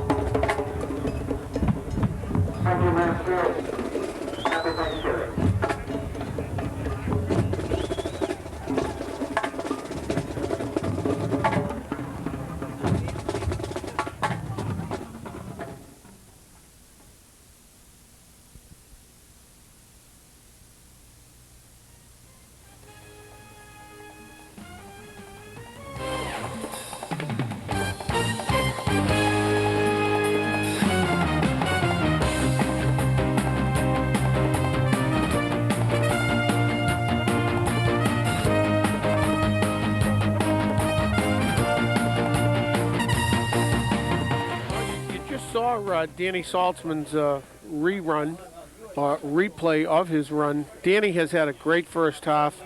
We've got him for about 130 yards, Stu, I think, after the first half. We don't have accurate stats yet on Mansfield, but I think if you're Coach Redding, as he's walking around out there kind of analyzing the field, I think we might see him open things up a little bit more this half, depending upon where the flow goes. Well, the field, I think you certainly will see that, Paul. Oh, thank you. I think you certainly will see that, Paul. I think Mansfield will take some more chances on offense. He certainly had success putting the ball up in the air, and I think it was going to be a wide open second half for both teams. Well, as we walked over to the rest areas during the half, you can feel the field. The field is starting to soften up right down here in front of us. We're looking at mud, and at some point during this second half, we're probably going to see the slipping and sliding, but not from the ice, rather from the mud as the field starts to change. Jaffoon had a great first half, made some great reads, threw the ball real well. Saltzman and the offensive line had a tremendous first half, I thought. They were able to do some of the things that they probably weren't sure they could do. And I think Redding, who probably came in figuring this could be an offensive explosion, sees his kid run for 58 yards on the second play, and now doesn't score again until the end of the second quarter. I think he has to reevaluate what he's trying to do also. Yeah, I mean, Foxboro certainly did what they wanted to do. A little different today. They used the pass early in the game, which opened up the defense to set up the run. Saltzman came alive towards the end of the first quarter and through the second quarter. Looked like the Saltzman of old. Kevin Daniels had a marvelous game, and one of the big plays in the first half, we talked about at the time, on the first drive, when they needed a first down, Kevin Daniels broke a tackle, looked like he was down on the ground, held his balance, and got a big first down, which allowed them to drive the ball. Foxboro has maintained possession of the ball. They've owned the time of possession throughout the first half. We don't have real accurate stats on that, but Foxboro ran many more plays than Mansfield. Well, one of the things able to control the ball, keep Mansfield on defense, and it's been a very well-played first half. It has. And one of the things... A miscue in the kicking game has meant the difference. Up here in the booth, the official scorer told us that Margaret Conity, the AD from the Hornet land, had told the officials up here in the box to go to 11 minutes. So the 12-minute play that could have happened now is 11 and 11. And again, I don't know whether she consulted or the turkey's coming out of the oven at a certain time and she's got to be there. Well, even though we only play 11-minute quarters, it was certainly a long first half. It was a long first half. If these teams are going to pass, we're going to miss the kickoff for the Patriots game for sure. Well, we can do this. And the ball is, as Mike, as you had said, the ball's coming to us. So we're going to get first cracks at it. I think you'll see a different Mansfield team the second half. The field conditions are improving.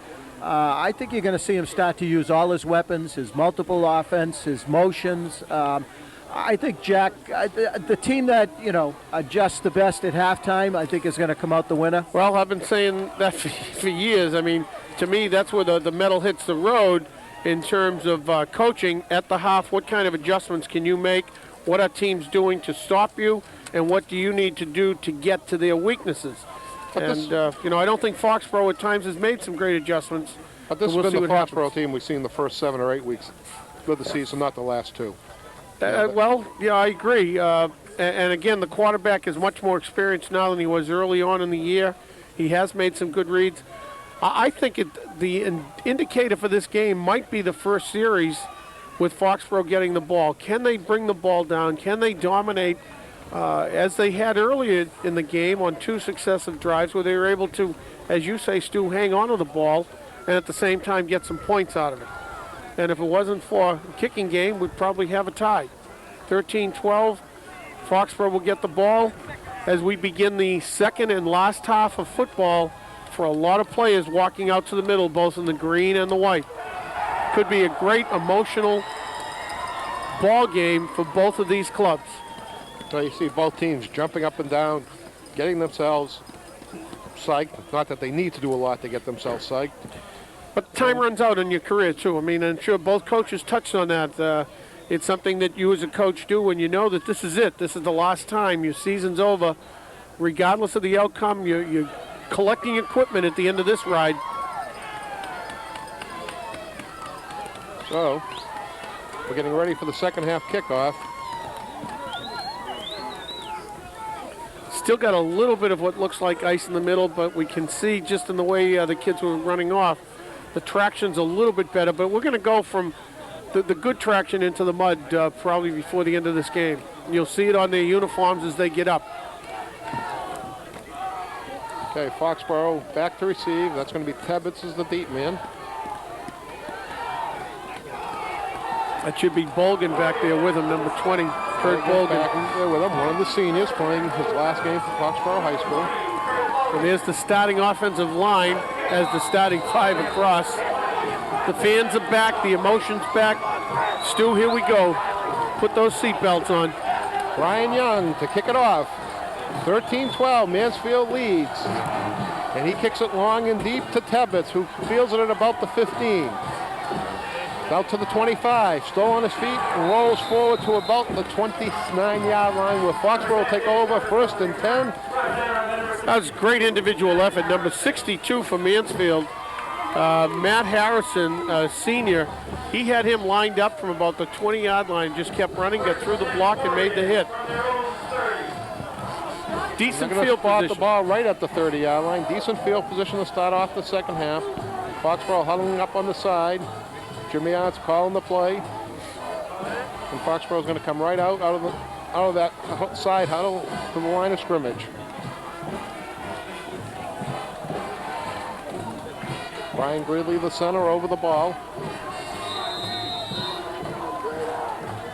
Jaffoon, pro eye, runs into Saltzman. Saltzman's going to just make it back to the line of scrimmage. Somebody went to the wrong side. Well, again, it looked like a little bit of a crossbuck. We might see this on the replay. If it was the crossbuck, usually there's a drop step by the deep back. We'll take a look, see which way Daniels goes. Yeah, usually there's a deep step, and then he cuts over in front.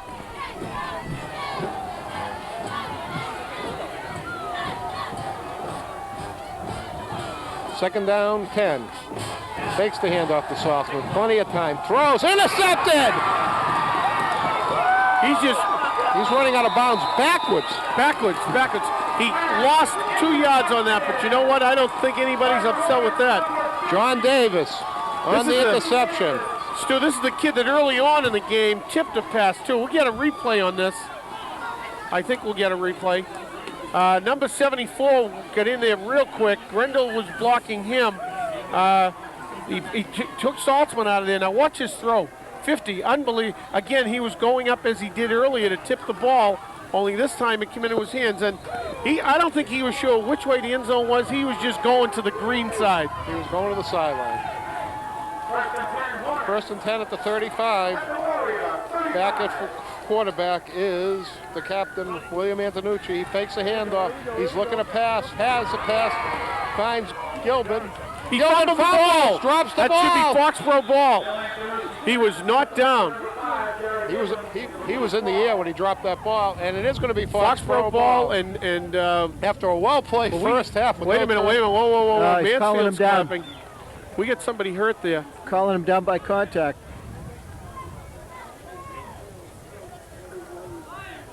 Coach was out immediately on that. We'll get a replay on this. We'll see what happened. Here it is. I don't think he was has down. the ball. Myers made the stop. No, he wasn't down because he was on top. He was on top of Myers. And Myers, I think, is the guy that got hurt. Yeah. Again, if we do that replay, not that they use replays, you'll see that as number 5, Jared Giblin starts to go down. No part of his body's down. The hand is not down. The ball is gone. Myers kicked it. Myers kicked the ball as Giblin was falling over the top. He was not down. It should have been a fumble. No. The officials on the field ruled, however, that the ball was down, that he was down. So it will be Mansfield ball. We believe that's Myers. It is Myers. And we're not sure. I couldn't tell from the replay, where he got hurt. We'll get one more angle on this crack team. Well, this is a great angle from the back. And again, here comes Myers Giblin has the ball. Myers makes a great tackle. Giblin is looking for extra yardage and in trying to extend himself, dropped the ball. Again, nice play too. That's the little counteraction throwing underneath the defense. Giblin came from the left side of the field to the right on that. Here we go. There's Myers. He's on the bench, being attended to by the medical staff. It's going to bring up a 2nd and 2. Back to pass. Antonucci throws it out. Complete. He's gone. Looked like a pick play. And that's a Gone. touchdown. I have absolutely. Kylie. It was a pick play call. Well, I tell you what, I'd like to see it again because it looked like Foxboro wasn't communicating. Foxboro looked like they might have been a man-to-man. They were playing the radar defense up front. Yeah, it was man-to-man, and they picked each other off. No communication. Dennis was going inside. Tibbetts was coming outside. They picked each other off. So that makes the score 19-12, and again, they'll probably go for 2 here. Actually, yeah, 19-12. I think they're going to go for 2. Go for 2 to put them out of reach, but I don't know if they really need it. Nobody's been successful yet with their extra points. Option. Davis to the corner. I don't think he get in. He didn't get in. Nope. He did not get in. Did not get in. Field conditions. He couldn't make the cut. He had the corner. All he had to do was lunge, dive, and bring the ball across the cone, but he didn't. 19-12. Extra points have been a rarity in this game. Here's the replay. Again, he's running free and clear, but he couldn't get the ball over the cone. He tried, couldn't get the ball over the cone. Again, I think you're seeing a different Mansfield team than the first half. Well, he came out throwing the ball. Yep. And, again, great, well-conceived play. If you're in man-to-man and you make that quick movement on the crossing pattern, there has to be communication because there was no one left to pick him off.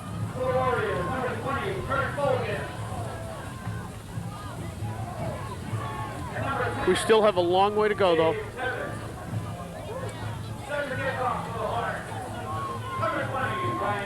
He can kick from anywhere inside the hashes. Yeah, he's choosing to kick from that ice spot. It looks like the worst part of the field, well, one of the 2 worst parts. If you went to the other hash, it's all clear. Right, but he can kick anywhere inside the hashes. He can place it anywhere he wants. And why they want to kick from there is beyond me. It's probably his lucky spot. So, Brian Young going to kick it off. He's going to drill it down, and it's going to go out of bounds. Whoa. No, it's not going out of bounds. That's a live ball. It didn't go out of bounds. He did, but the ball didn't. And that's a horrendous spirit of events for Foxboro. Heads up play for Kurt Bogan to come down there and down it. That was a live ball. That ball just hung in bounds. Looked like it was going to bounce out of bounds. Well, we got a replay in this. Check this out. The ball comes down and it slides. It doesn't bounce, it slides. It's inbounds all the way. Bogan's down. He knows it's a live ball. Comes back in, establishes position, and recovers. Well, just a horrendous turn of events early on in this half for Foxboro as they character builders give up a interception, have a fumble taken away. Mike Myers gets hurt on the fumble, and then see the kickoff drill down to the 5, and on 1st and 10, handoff comes to Saltzman. He goes nowhere. Momentum is hanging on the green and white. It's a question now of Foxboro overcoming, if they can. This kid, this kid 50 has been an absolute force. John Davis, 6'3", 215, a junior. He has been all over the field for Mansfield. So that's going to bring up a 2nd and 10 from the 5, and Foxboro needs to get something going here. Clock running, 8 minutes, 50 seconds to go, 3rd period. Jaffoon under center. Hands it to Saltzman. He's got some running room. He's out to the 10. Got the 15. corner. First down yardage out to almost the 20-yard line. They're going to spot at the 20. Big first down, second down run. Again, if we get a replay of that, we'll see that. The left side of the line did a great job in sealing off the corner, and it gave Danny a chance to just do what Danny does. You got Parker pulling. Ragusa was out there pulling.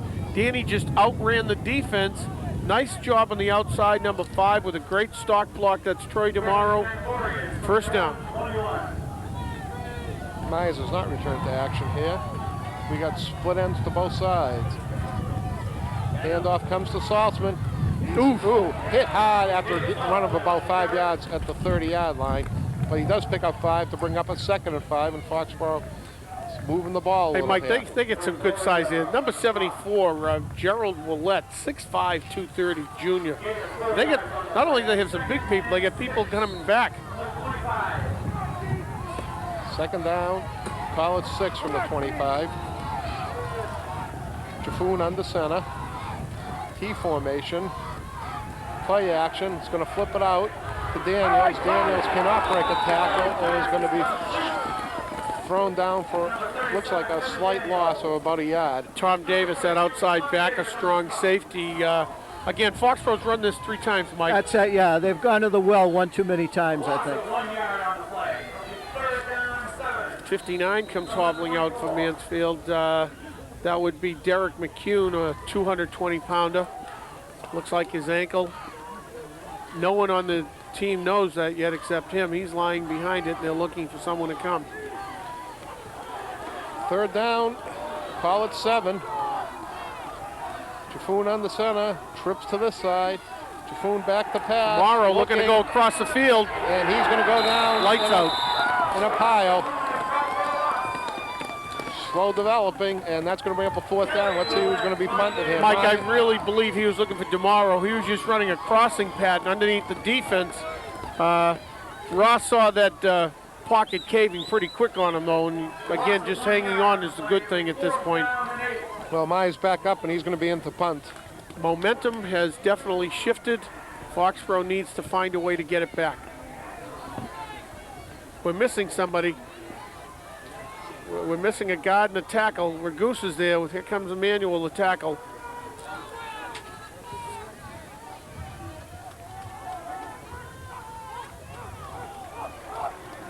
Snap back, Myers fields it, gets it away.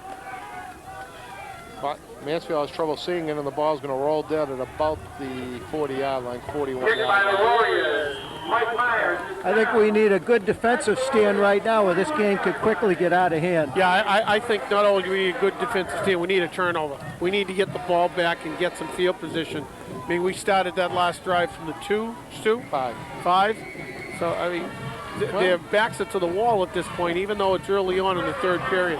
Obviously a big call there when they did not get the fumble. When the ball was Well, clearly I loose. mean, we saw it because we got replay. The But officials. we saw it on the live, too. Oh, I thought it was a fumble too, but then again, I haven't been kind of in sync with officials in years. Yeah, that's true. 1st and 10 Mansfield. Ball at their own 41. Antonucci, he's just throwing the ball. Hits Davis. Myers on the stop there. And he's just come out in the 2nd half throwing the ball, Paul. Well, they're running trips to the short side of the field. The trips are clearing out to about a 10, 12-yard drop, and then they're just running people underneath them. And, you know, we called the pick play before. This is almost a triple pick because the defender can't get through to cover his man. 2nd and 4, the ball at the 47-yard line. He's got to get over midfield for the 1st down. Foxborough needs to get some kind of pass rush on Antonucci here. It's going to be real difficult on a 2-step drop, though. They've got to play some defense downfield. This time he hands it off to Kiley. Kiley goes forward for about a yard. Let's see where they spot it. The ball bounces out to about the 40, but then they're going to spot it back at the 39. So that's going to bring up a 3rd and 2. And we keep calling out Ragusa's name, Michael. He's been involved again. He's just having a great game defensively as well.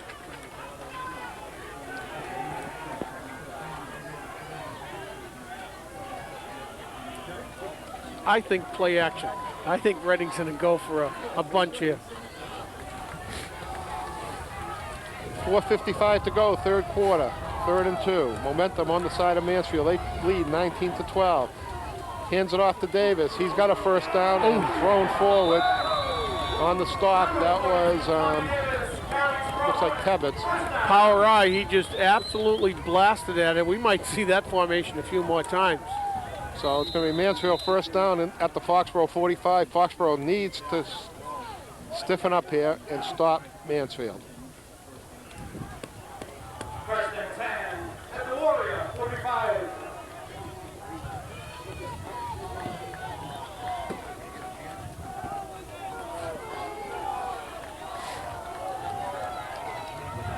Single back set. In motion comes Davis. He gets a fake on the handoff. Got him. And there's the Watch sack. out for the face mask. Got a break on that. The hands were up near the helmet, but the official was on the other side. Grendel on the sack. Didn't get a replay in this. They ran their double wing set with the buck sweep. They were looking for the fullback over here in the left in the flats. And just took too much time. And that's, is that Greeley in there too? I think 57. Yeah, but Grendel's made some big defensive plays. So Yeah, Grendel's putting the pressure on. They know he's there. That's a big defensive stop. We need 2 more. getting Grendel's name called a lot on defensive plays. Ragusa. Greeley's made some nice plays. Second down, 16. Back to pass, Antonucci. Grendel putting the pressure on. That time they got a piece of him, but it throws it away. Grendel was right in his face, though. Yeah, Myers had good coverage. Yeah, Myers had good coverage. He was trying to throw the ball downfield. Nobody catches it but his receiver, which is a heads-up play in the quarterback spot, too. Well, it's good to see Myers bounce back from that injury, and I'm sure not as happy as his basketball teammates, Henderson and... We don't talk basketball now. It's still football. Oh, I know, but... Still football. Third down. We haven't seen screens since maybe early on in the game. Well, this is a crucial third down play. 3rd and 17. Foxboro needs a stop. Fakes the motion. Grendel chasing. He gets knocked down. Throwing deep. Olney Great on job, the Nick defense. Olney. Olney had the defense on Davis. Again, Grendel putting pressure on the quarterback. Well, again, the ball could have been thrown better, but Nick Olney, great speed to the ball. Check this out. You know, just a buck sweep fake. He's sitting back there. 42 has Olney by about 3 or 4 steps at this point, but Olney has great quicks to the ball, comes up through the ball, and they made a nice play. I tell you, that sack changed the momentum of Sure this did. series. The Foxborough defense was playing on their heels. You're and it absolutely just- right. Big play by Grendel did change the momentum. Antonucci back to punt. He's punted well already. Gets this one away. Fair catch by Tebbets. Nobody near him, but not going to take any chances on this field. Well, the field position is better, probably the best they've had this half. And actually, they started out the half at the 30. And where are they now? I'm 20. We can't see from. It's at the 20. A little over the 20.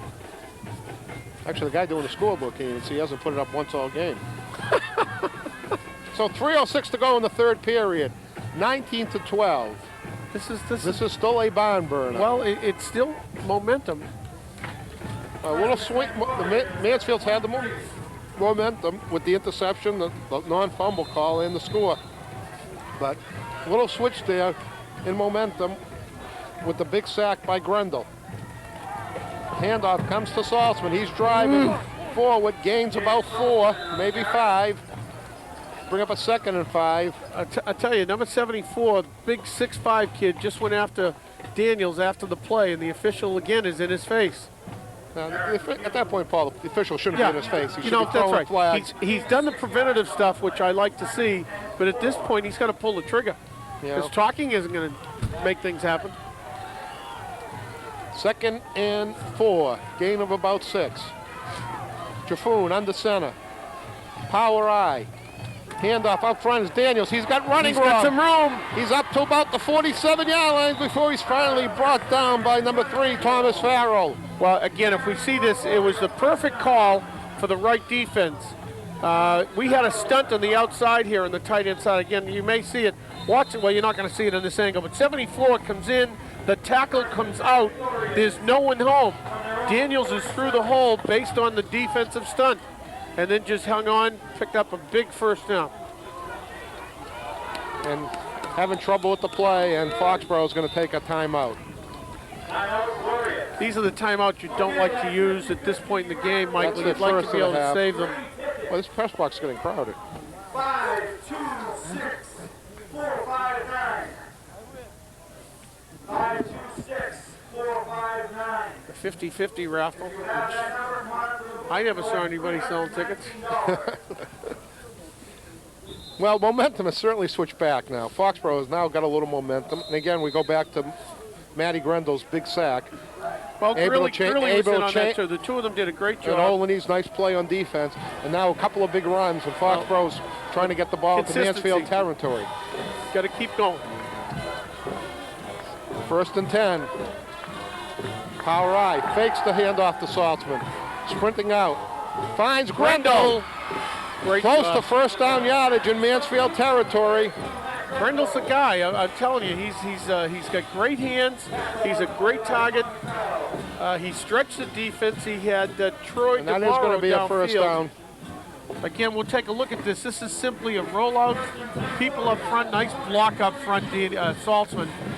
Again, going to his weak side, got his shoulders square, found Grendel running the same route. 1st and 10, ball at the 42-yard line. Mike Myers has got his arm draped down. I hope he's not hurt. He was, when he came into punt, he was carrying it that way. Second handoff, Daniels blows forward for about a 2-yard gain. Mike Myers still hasn't moved his right arm. He It's just hanging down there as though he's in some sort of pain. When he came into punt before, his arm was hanging, but he was able to field the punt, so. Well, again, nice job, Daniels, and you can see the mud starting to form as these guys hit the ground, which tells you that the ice is starting to turn a little bit. Well, it is sunny. It is windy, but it is sunny.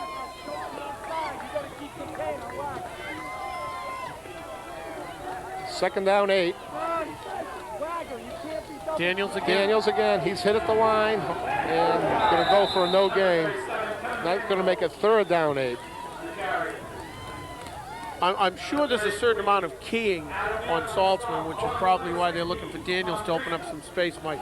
Yeah, and he had, again, Saltzman leading them, which is a switch. Saltzman can put a mean hit on people. He's a good size. Oh, he threw a good block. Clock running, under 30 seconds to go in the 3rd period.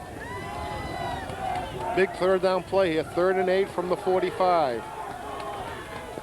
Single back is Saltzman. Trips to this side. Back to pass goes Trifun. He's rolling out. He's got Myers. Overthrows him, and it's intercepted. Nice interception. Thomas Farrell on the interception.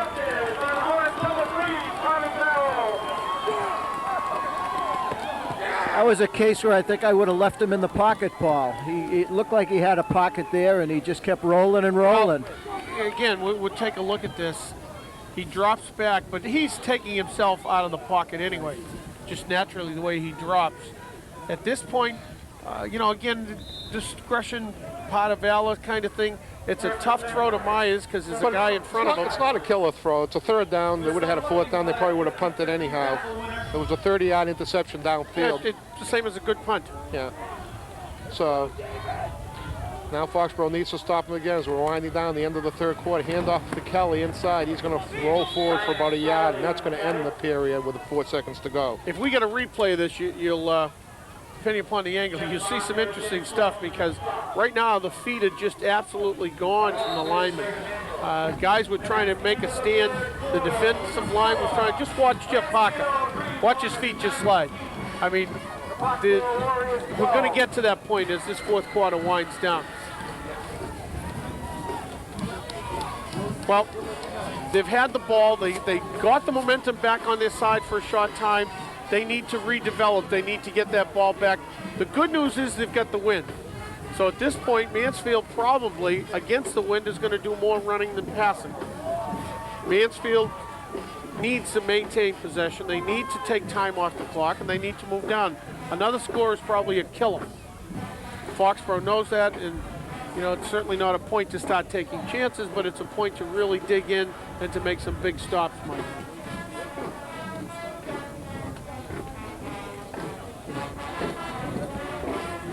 Well, when we resume play at start the 4th quarter, it'll be 2nd and 9 for Mansfield at about the 21-yard line. Last call for that 50-50 winning ticket we're looking for. 526 459. Get it set. Check another number. Buckle up.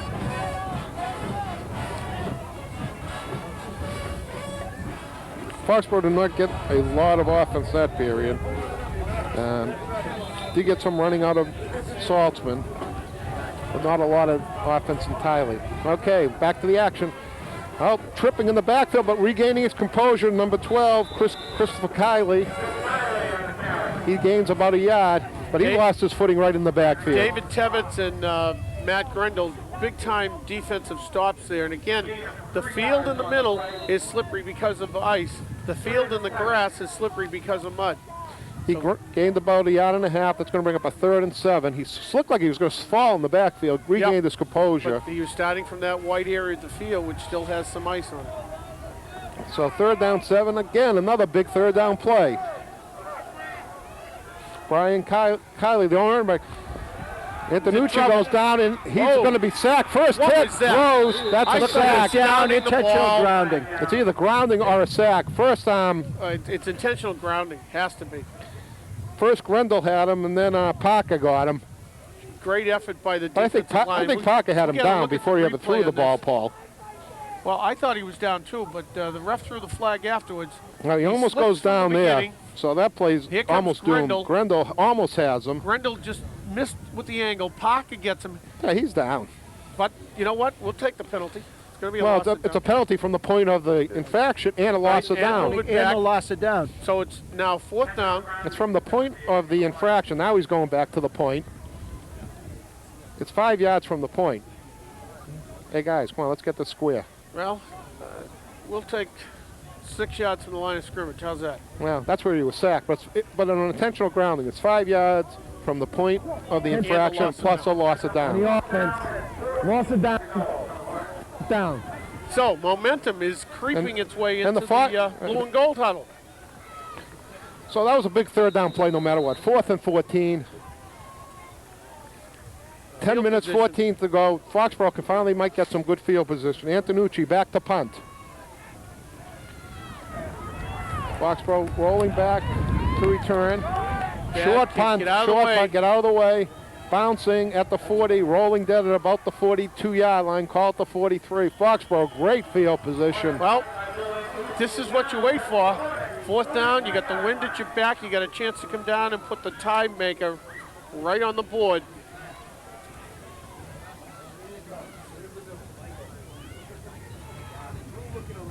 First down, Foxboro, 19-12. 10 minutes, 3 seconds to go. 4th period.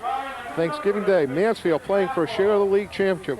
Foxboro trying to play spoiler, but as always, Thanksgiving bowl game. This is for the pride. This is for the momentum. We're coming down to the last 10 minutes of the game. That's what you play high school football for. And coach. All right, Myers flanked wide. T formation, double tight ends. Handoff up front, Daniels drives forward 4 or 5 yards. Salter was through that hole. Excuse me. He did a great job. Linebackers made the fill on that. Excuse me, Saltzman. Greeley comes up limping a little. Again, the guys up front, Greeley, Howard, Emmanuel. 2nd down, Ragusa, 6. Parker. Done a great job. Just done a great job considering weather conditions. 2nd down and 6. They got the wrong side up there. 2nd down. Yeah, I don't know. Will they get 3rd down on the field, too? Yeah, 2nd down. Handoff, Saltzman drives forward back to the line of scrimmage. That will bring up a 3rd down. Oh, it should be 3rd. I don't know why everyone's in a hurry to take the ball out of their hands. It's 3rd down. 3rd down. 3rd down. 3rd down. Now the officials are fixing it. So that's a 3rd and 6 inside the 40 at the 39-yard line. Saltzman coming off on that play. Maybe a good time for a draw. Well, I like that screen. Trips to the near side. Handoff inside Daniels. He's going to go nowhere as he's straightened up, and they'll bring down a 4th and 6. I don't think either of us called that play. Clock running, 8 minutes, 35 seconds to go. And we got a 4th down and 6 from the 39-yard line. And again, I think I punt it and send him deep. Well, I would, but I still question. You got a kid like Grendel who can catch the ball. why he's not part of this offensive mix. I think this is the right decision, though. And Foxboro will punt. Myers back to kick. Snap. Fields it. Line drive. It's going to bounce at about the 15. Rolls down inside the 10. It's going to be down at about the 8-yard line. There you go. Parker downs it at the 8.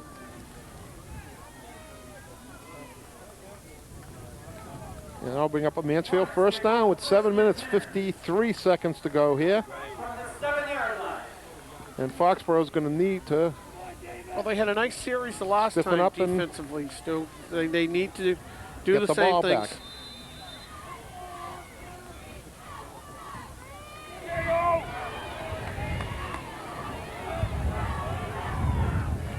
William Antonucci, the quarterback. Kylie, the running back. Davis in motion. Davis gets the handoff. He's being strung out and thrown out of bounds by Saltzman and Tebbets. Heinrich are also on there helping forcing him out. Mikey went back to that 6-1, and the guys went back down in a stance. Let's see where they spot it. Going to spot it for about a yard and a half gain. Let's going to bring up a second down and... They gained on that? I thought so. No, Saltzman had him, I thought, in the backfield. No gain. No, let's see where this... It's hard to figure out where they're spotting it. The chains are all been knocked Everybody's over. moving. Call it no gain. Okay, we'll go with that. Clock running. The clock's running with 7:15 to go. Well, that becomes part of the problem now, not just Mansfield. Second down, 10 from the 7. Davis in motion again. This time he fakes it to him. Antonucci's going to throw over the middle. What a Incomplete. great defensive play. Great defensive play. By Dennis Heinrich. Dennis was all over him. The timing was great. I don't know if we got a look at that. He was flying right across the field, number 12. Heinrich was on him. Great ball fake. Chris Kelly was the receiver. And you'll see Kelly coming in his screen. Kylie. And, well, we got to see a little bit of Heinrich. But, again, great timing. Well, now it's 3rd and 10. Big play. Ball at the 7. 7 minutes straight up to go in the ball game. Mansfield leads by 7, 19-7. It's like a slot machine. All 7s. Antonucci comes under center. He's got a single back. Brian Kiley. Calling signals. He's going to go straight back to pass. Oh, And he's sacked! what's with the ball? We got a safety. No. What's with the ball? No, he tried to flip the ball out. Is that Ragusa? No. 56, I believe it was Parker. We'll see that again. I'd like to see that again.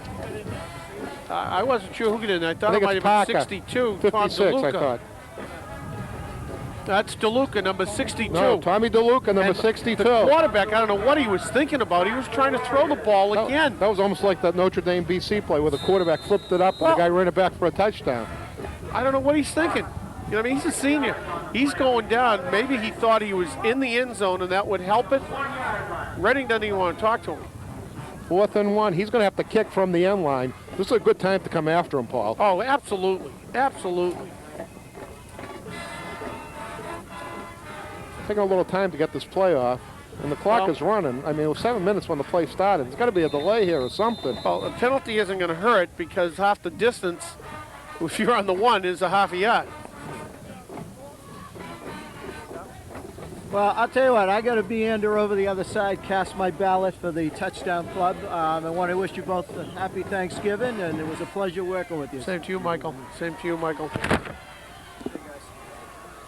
Thank you.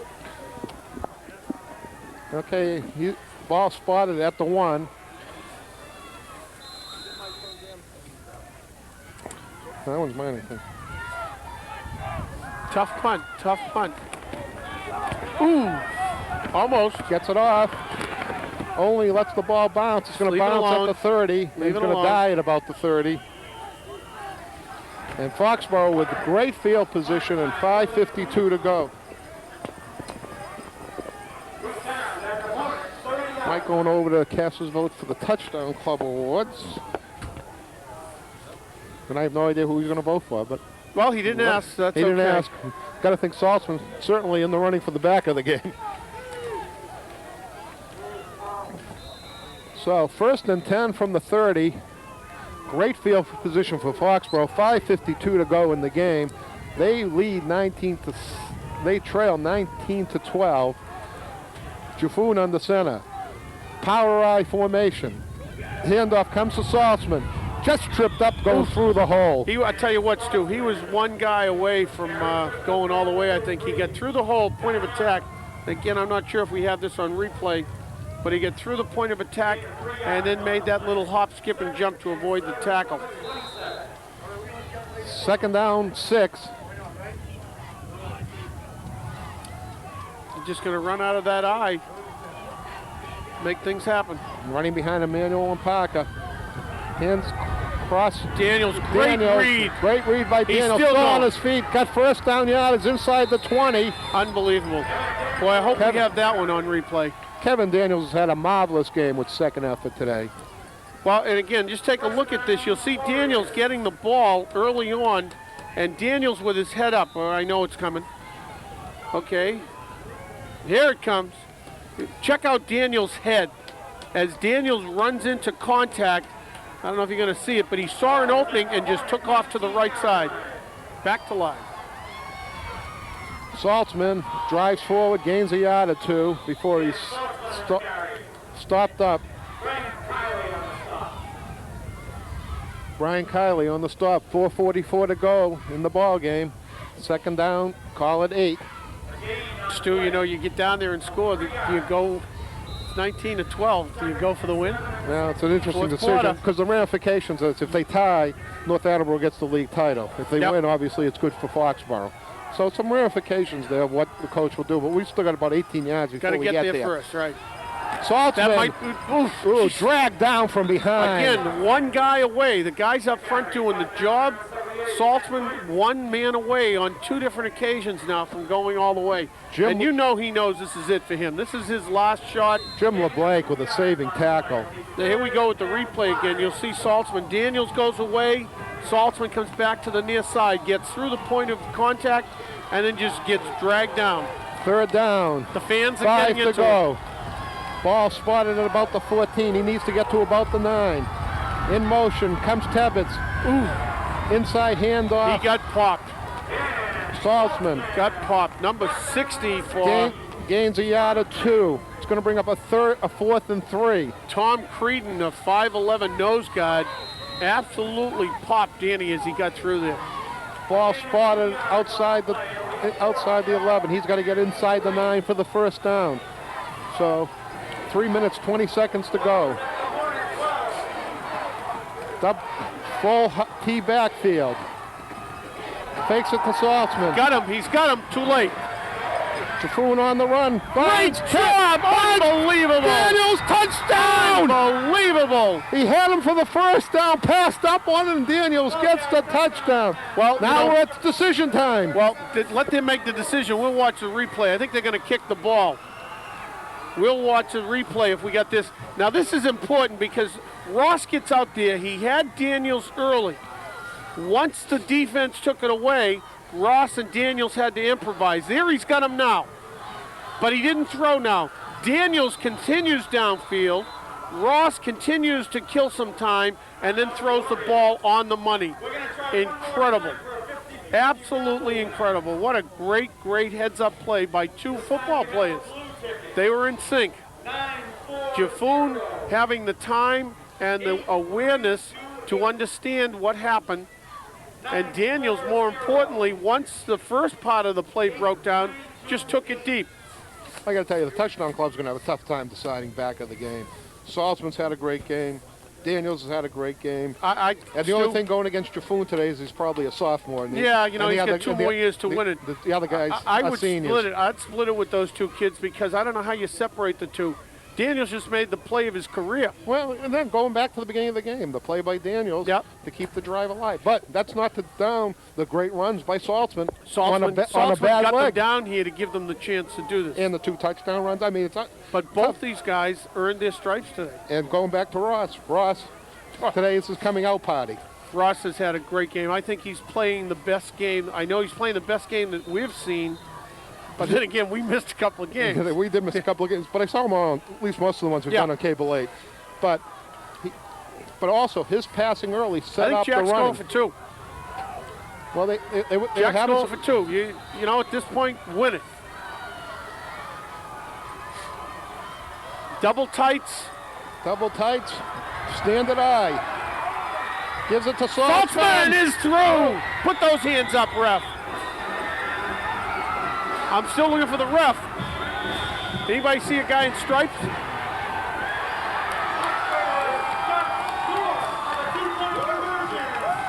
Wow. Boy, I'd like to see that one again. I'd like to see that one again. I don't think the coaching staff's going to buy into that, but let's check this out. All right, here's the replay. Following Daniels, Daniels takes out the end. Saltzman cuts through and dove. I couldn't tell you. Mansfield immediately said no. Foxboro, of course, said yes. Can't tell on that replay. We don't know if we have another angle. We do have another angle. Well, we got another angle. I don't know if this is going to help us anymore. Again, Danny following Daniels gets through. It's really hard to tell because we don't know where the goal line is. But you know what? Replays mean squad at this point. The official said no. It's 18-19. Foxboro has the momentum. They need to. Well, 3:05. They have 4 timeouts left. Paul. Yep. They used one. And No, they used win. 2. Excuse me. They used 2. They used one just there when they were deciding whether to go for 1 or 2. At this point, Mansfield just needs to kill the time. Mansfield needs a first down to put this game away.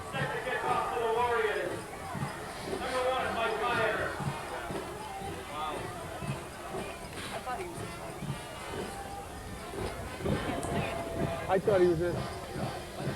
Now they're still debating up here in the press box whether they got in or out, but it doesn't really matter because the scoreboard says 19-18. No.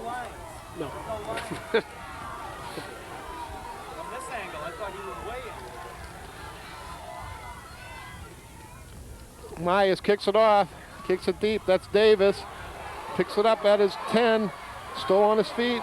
He's going to be tackled and hit Nice job. at about the 24-yard line. 25 for Foxborough did a great job on special teams. Ricky Caccitti, sophomore. I have no idea who he is. Ricky Caccitti. He's a I tell you what, sophomore. he just played himself into someone's book. He made a nice job. Foxborough needs the ball. Mansfield needs to keep the ball. Well, Foxborough has 3 timeouts left. 2:56 to go. They're going to use them all here, try to get the ball back and see what they can do. Stu, you know what? I'll tell you what, it's been a great ball game regardless of the outcome. Both teams have earned it.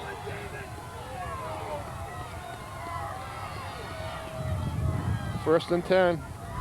Handoff Second comes to man Davis. through. Davis Got hit him. at the line, drilled by Heinrich at first. Still driving though, but going sideways. And finally on the stop, I think DeLuca may have been in there. We got somebody from Foxborough banged up. Looks like Dennis Heinrich holding his hand. Heinrich is correct. He had the initial hit. Foxborough does not use a timeout there. Well, they'll probably go one more, and then they'll have to use all of them. But they got 3 left, right? Yep. I believe, unless we missed one. Clock running, 2:22 left. Second and 10. Second down 10. He gained about a half a yard there.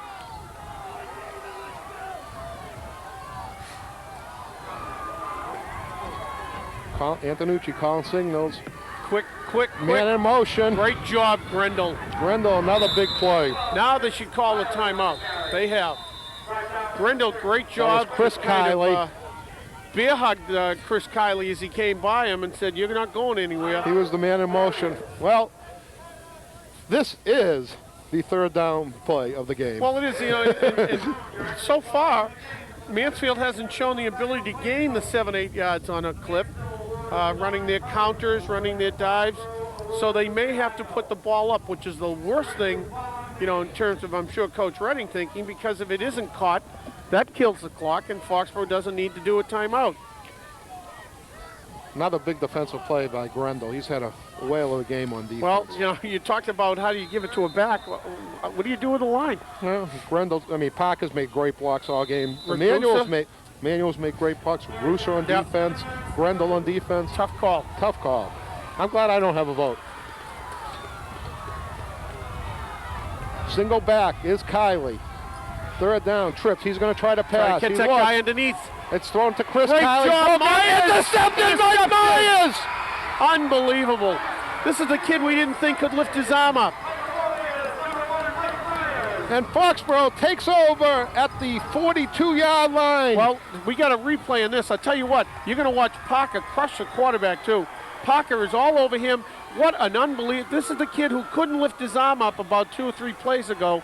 Great tip, great recovery.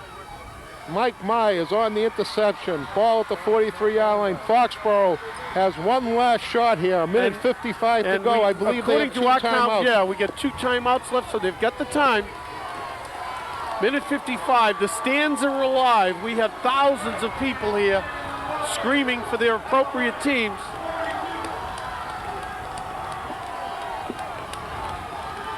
You know Saltzman wants that ball, Stu. Yeah. Jaffoon under center. Play action Saltzman. Looks. Fires. Almost intercepted. Wow. Number 27. We'll get a replay of this. Joe Poirier almost intercepted. That was a bullet. I think he threw it so hard he couldn't catch Well, it. I think that's what happened. We check this out. He had his feet under him, and he just absolutely gunned this. Tough. Well, he had 2 guys behind him if he ever got it to them. If he got it by Poirier, Henderson may have gone all the way.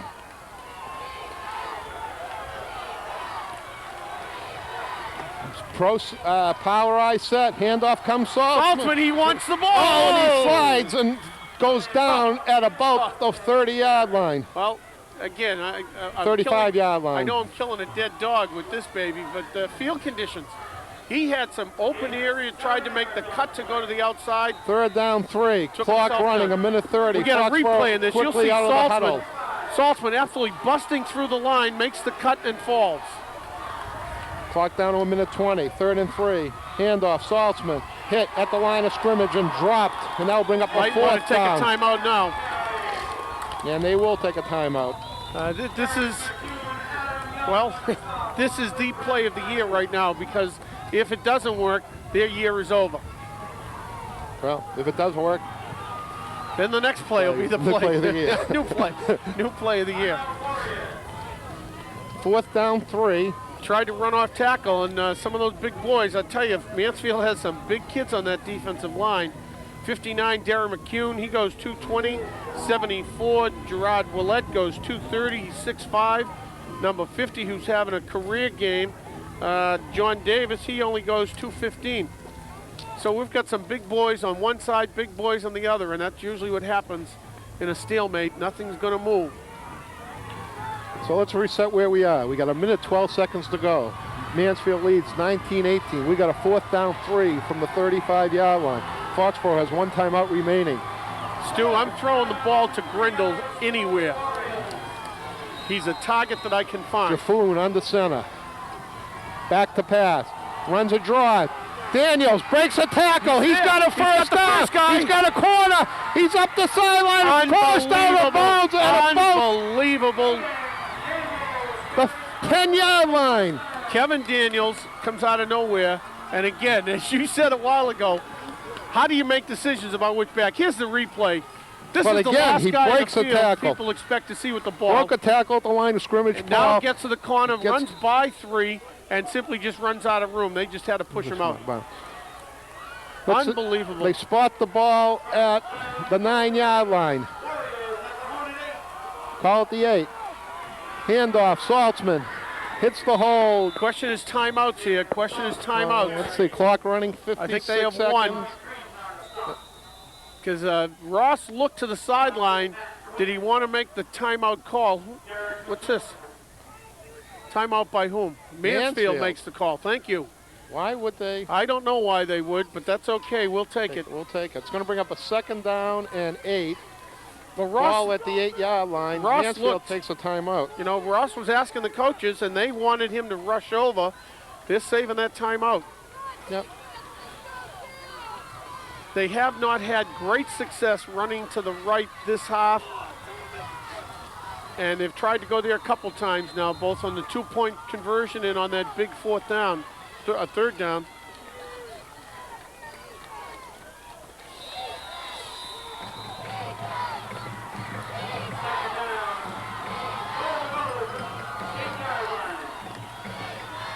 Second down, goal to go from the 8. Jaffoon calling signals. Hands it, Saltzman trying to get to the outside. No, Cannot. Nothing. No. That will bring up a they're not taking the third. timeout.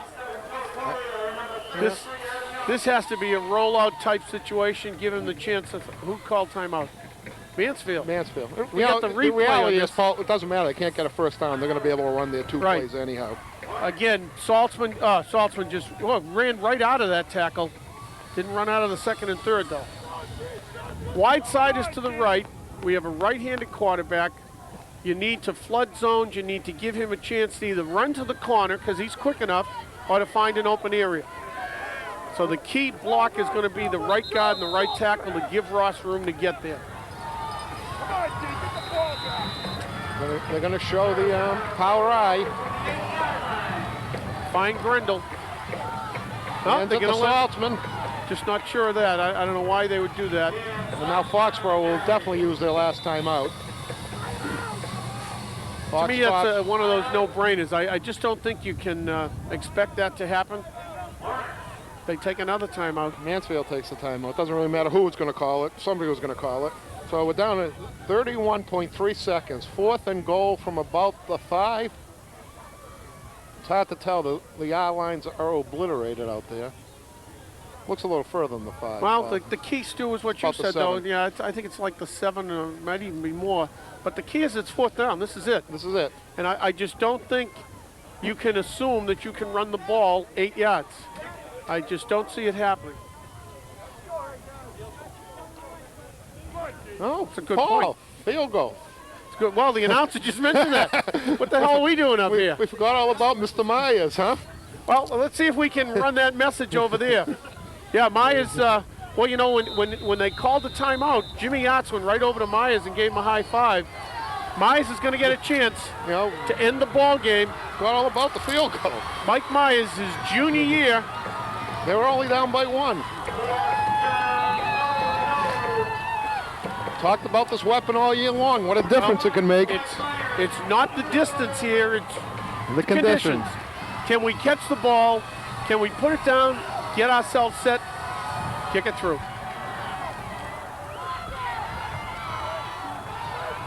Snap back. Ball down. The kick It is looks up. good. It's good. Unbelievable! Mike Meyer. Unbelievable! 27 seconds. It ain't over yet, It guys. ain't over, no, by a long shot. But you know what? That could cost them a penalty. They got to get people off the sideline. We get the replay. And A field goal is a field goal. How about the everything was field goal? perfect. The ball's up, down. Myers comes through, and then he knew right away. How can we let the field goal even slip Well, our we're minds? still worried about the 4th plunge. That's why we're up here making absolutely nothing, and we're cold. And we're overpaid. And we're overpaid, right? Forgot about the well, of course, with Mike being hurt, it kind of almost slipped your mind about him being a factor in the game. But he had blew the it. interception. It had nothing to do with anything. I blew it. You're the color man. Yeah. Oh, sure. Now it's abandoned ship. Rats from the sinking ship. Thank you, Stu. And next year, I hope your color man hangs in there with you. You announcing your retirement today? I'm announcing that I'm very cold. The brain has stopped to function. I'm now become a spectator. Well, now with Mansfield taking those defensive timeouts, so let's talk a little stretch. That kind of hurts him. They used 3 timeouts there. If anything, he's got maybe 1 left because One the or two quarterback left. took one early in the game, I believe, earlier in the half. Look at that. Myers still hasn't moved his right arm. Well, he did it on the interception, Paul. Yeah, to tip it. Tip it and then to catch it. Now, how does Myers not get the MVP of the game? All right, Well, that's another rule. Well, we got an MVP. You got an MVP. We got a back of the game. Right. We got a lineman of the game. I'm glad, Those guys over there. I can get in enough trouble doing anything in a school training. I'm glad I'm out of that baby. Well, right now you got to think. Let them worry about You got to it. think right now, Mike Myers. You have to pick an MVP. Well, Mike Myers made the interception that gave us the ball, and he makes the field goal that wins it. Now we can make some jokes about the movies. Saturday Night Live. Is that the same Mike Myers? Well, they're going to need somebody to hold the ball.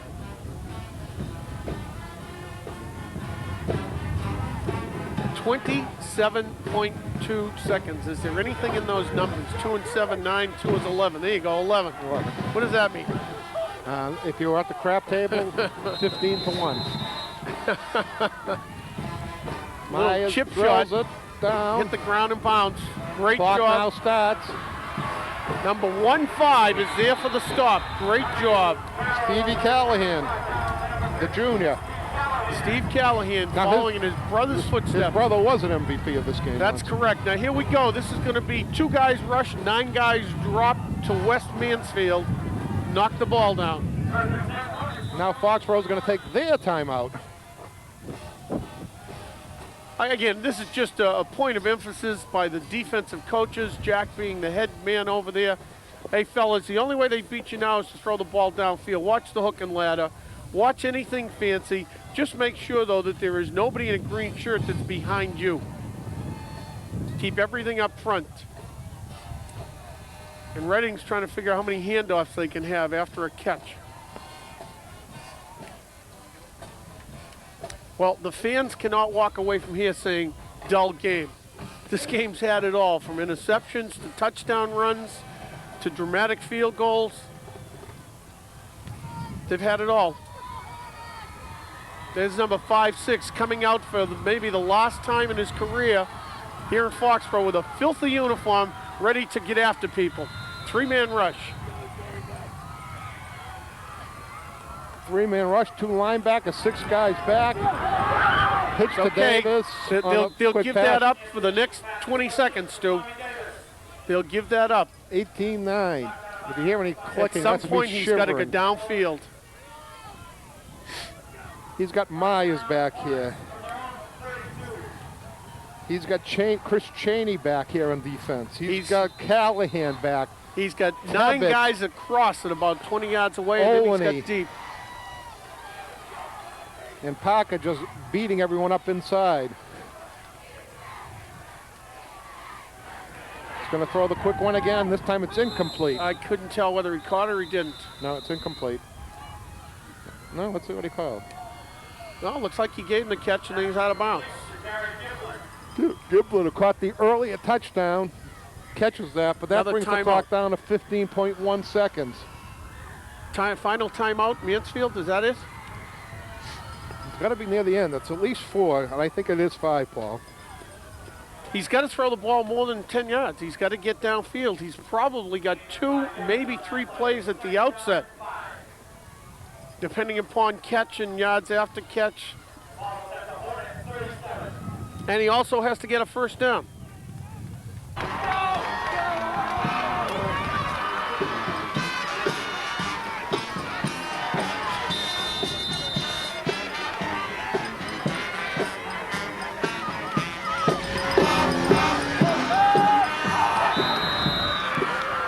Deflected. Now we're talking about 3rd down. And that was Kevin Daniels on the deflection. Well, it is the way this game's going. It's either Daniels, Myers, Salt. I mean, these guys are just all over the place making the plays. Yeah, but the offense, Parker's played a Parker, unbelievable up front. Up front. Grendel, unbelievable up front. I mean, it's been a total team effort by Foxboro against Stu, Mansfield today. it's almost a game that they shouldn't give individual awards. Right. They should just say, hey, Foxboro, nice going. Here you go. Take the trophies back. 11.6 seconds. Need the first Foxboro down. screaming on their sidelines. Needs to get a lot of yards here. He's probably got 2 plays. Slips coming out. Slips again. Grendel almost blocks Anybody's it. ball. Intercepted Olney. He might even go. If he's He's smart, gonna he'll just slide. fall down, and he he's did. Down. That's it, baby. 2.5 seconds to go. Foxboro ball. Unbelievable. All Ross Nick Jaffoon Olney. has to do is take a knee. We're going to pack up. We are done up here, I tell you. What a And great feeling for Foxboro Jack. pulls it out. Mike Myers' field goal. Kevin Daniels setting it up with a big 3rd down run.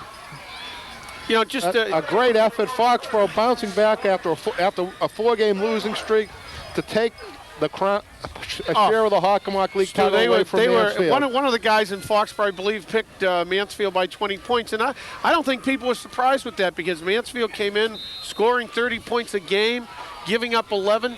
Foxboro has scored 21 and held Mansfield to 19. Everything that had to happen right the second half, I guess, has. And the sophomore takes his final snap of the Ross season. Jaffoon takes the knee. He has done it. He has led his team And to, Foxboro Unbelievable. Look at these kids. Foxboro victor 21-19 on the Thanksgiving Day Classic battle. Foxboro knocks Mansfield out of a share of the Hawkmark League title, gives it all to North Attleboro, and they'll be going to the Super Bowl. North Attleboro and Foxboro, who was hoping for a share of the league title, but very sweet win today. Well, I tell you, I've known Jack for years. We went to college together. Jack has had a very frustrating year. He has talked to the kids about the frustration, and Jack, being the type of man that he is, blames himself. He certainly has not ever once looked at the team to blame them. He said that he hasn't done this or he hasn't done that.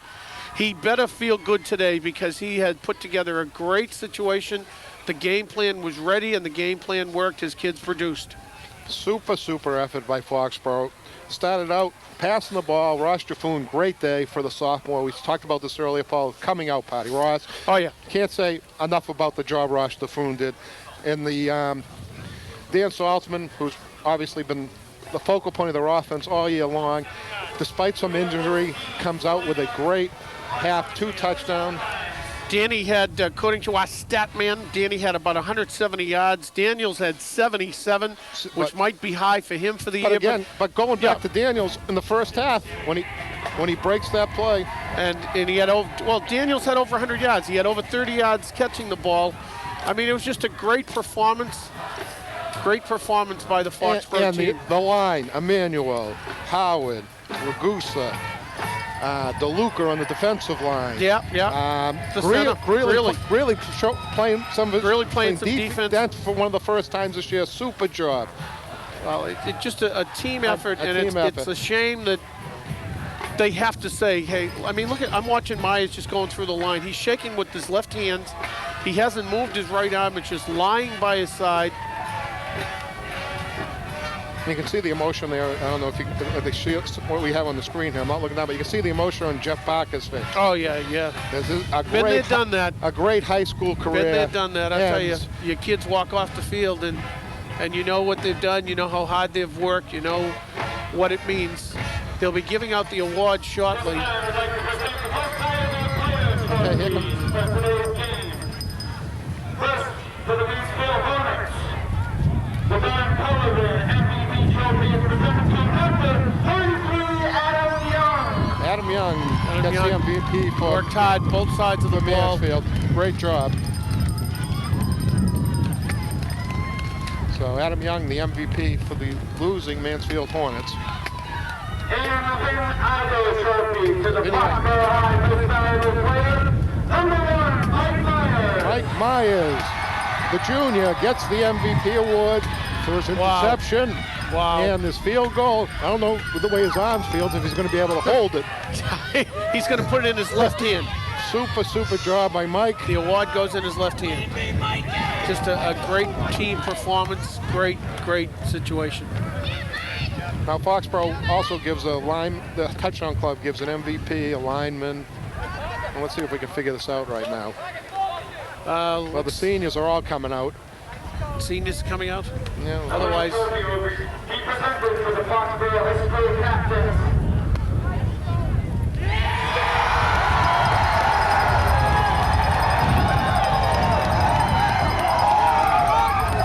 And that's the trophy for the winning team. Yep. 5 captains out there to get it. Rendell, Ragusa, Howard, Parker, and I'm missing one.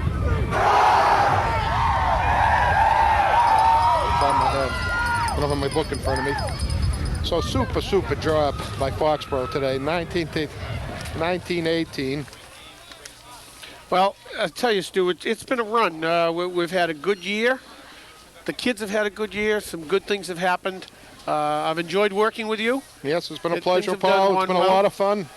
Right now, the Touchdown Club is giving out their awards. We don't know who they're going to because we don't really care because they're all MVPs today, Paul. We wish everyone the happiest of holidays and hope that things work out real well. We'll see you somewhere down the line. Yep, super job. We also want to thank Cable 8, but also some of our fill-in guys, Doug Seuss, Mike O'Leary, who were very helpful. Been very helpful. The crew was absolutely super all year long. and today did Yeoman's wig. Okay. Paul, get over to the window. Get over They the wanna window. We'll your see you face. later. We'll see you Great next time. job. See you. A great year for Foxboro, and we'll see you later on some other Cable 8 broadcasts. Maybe.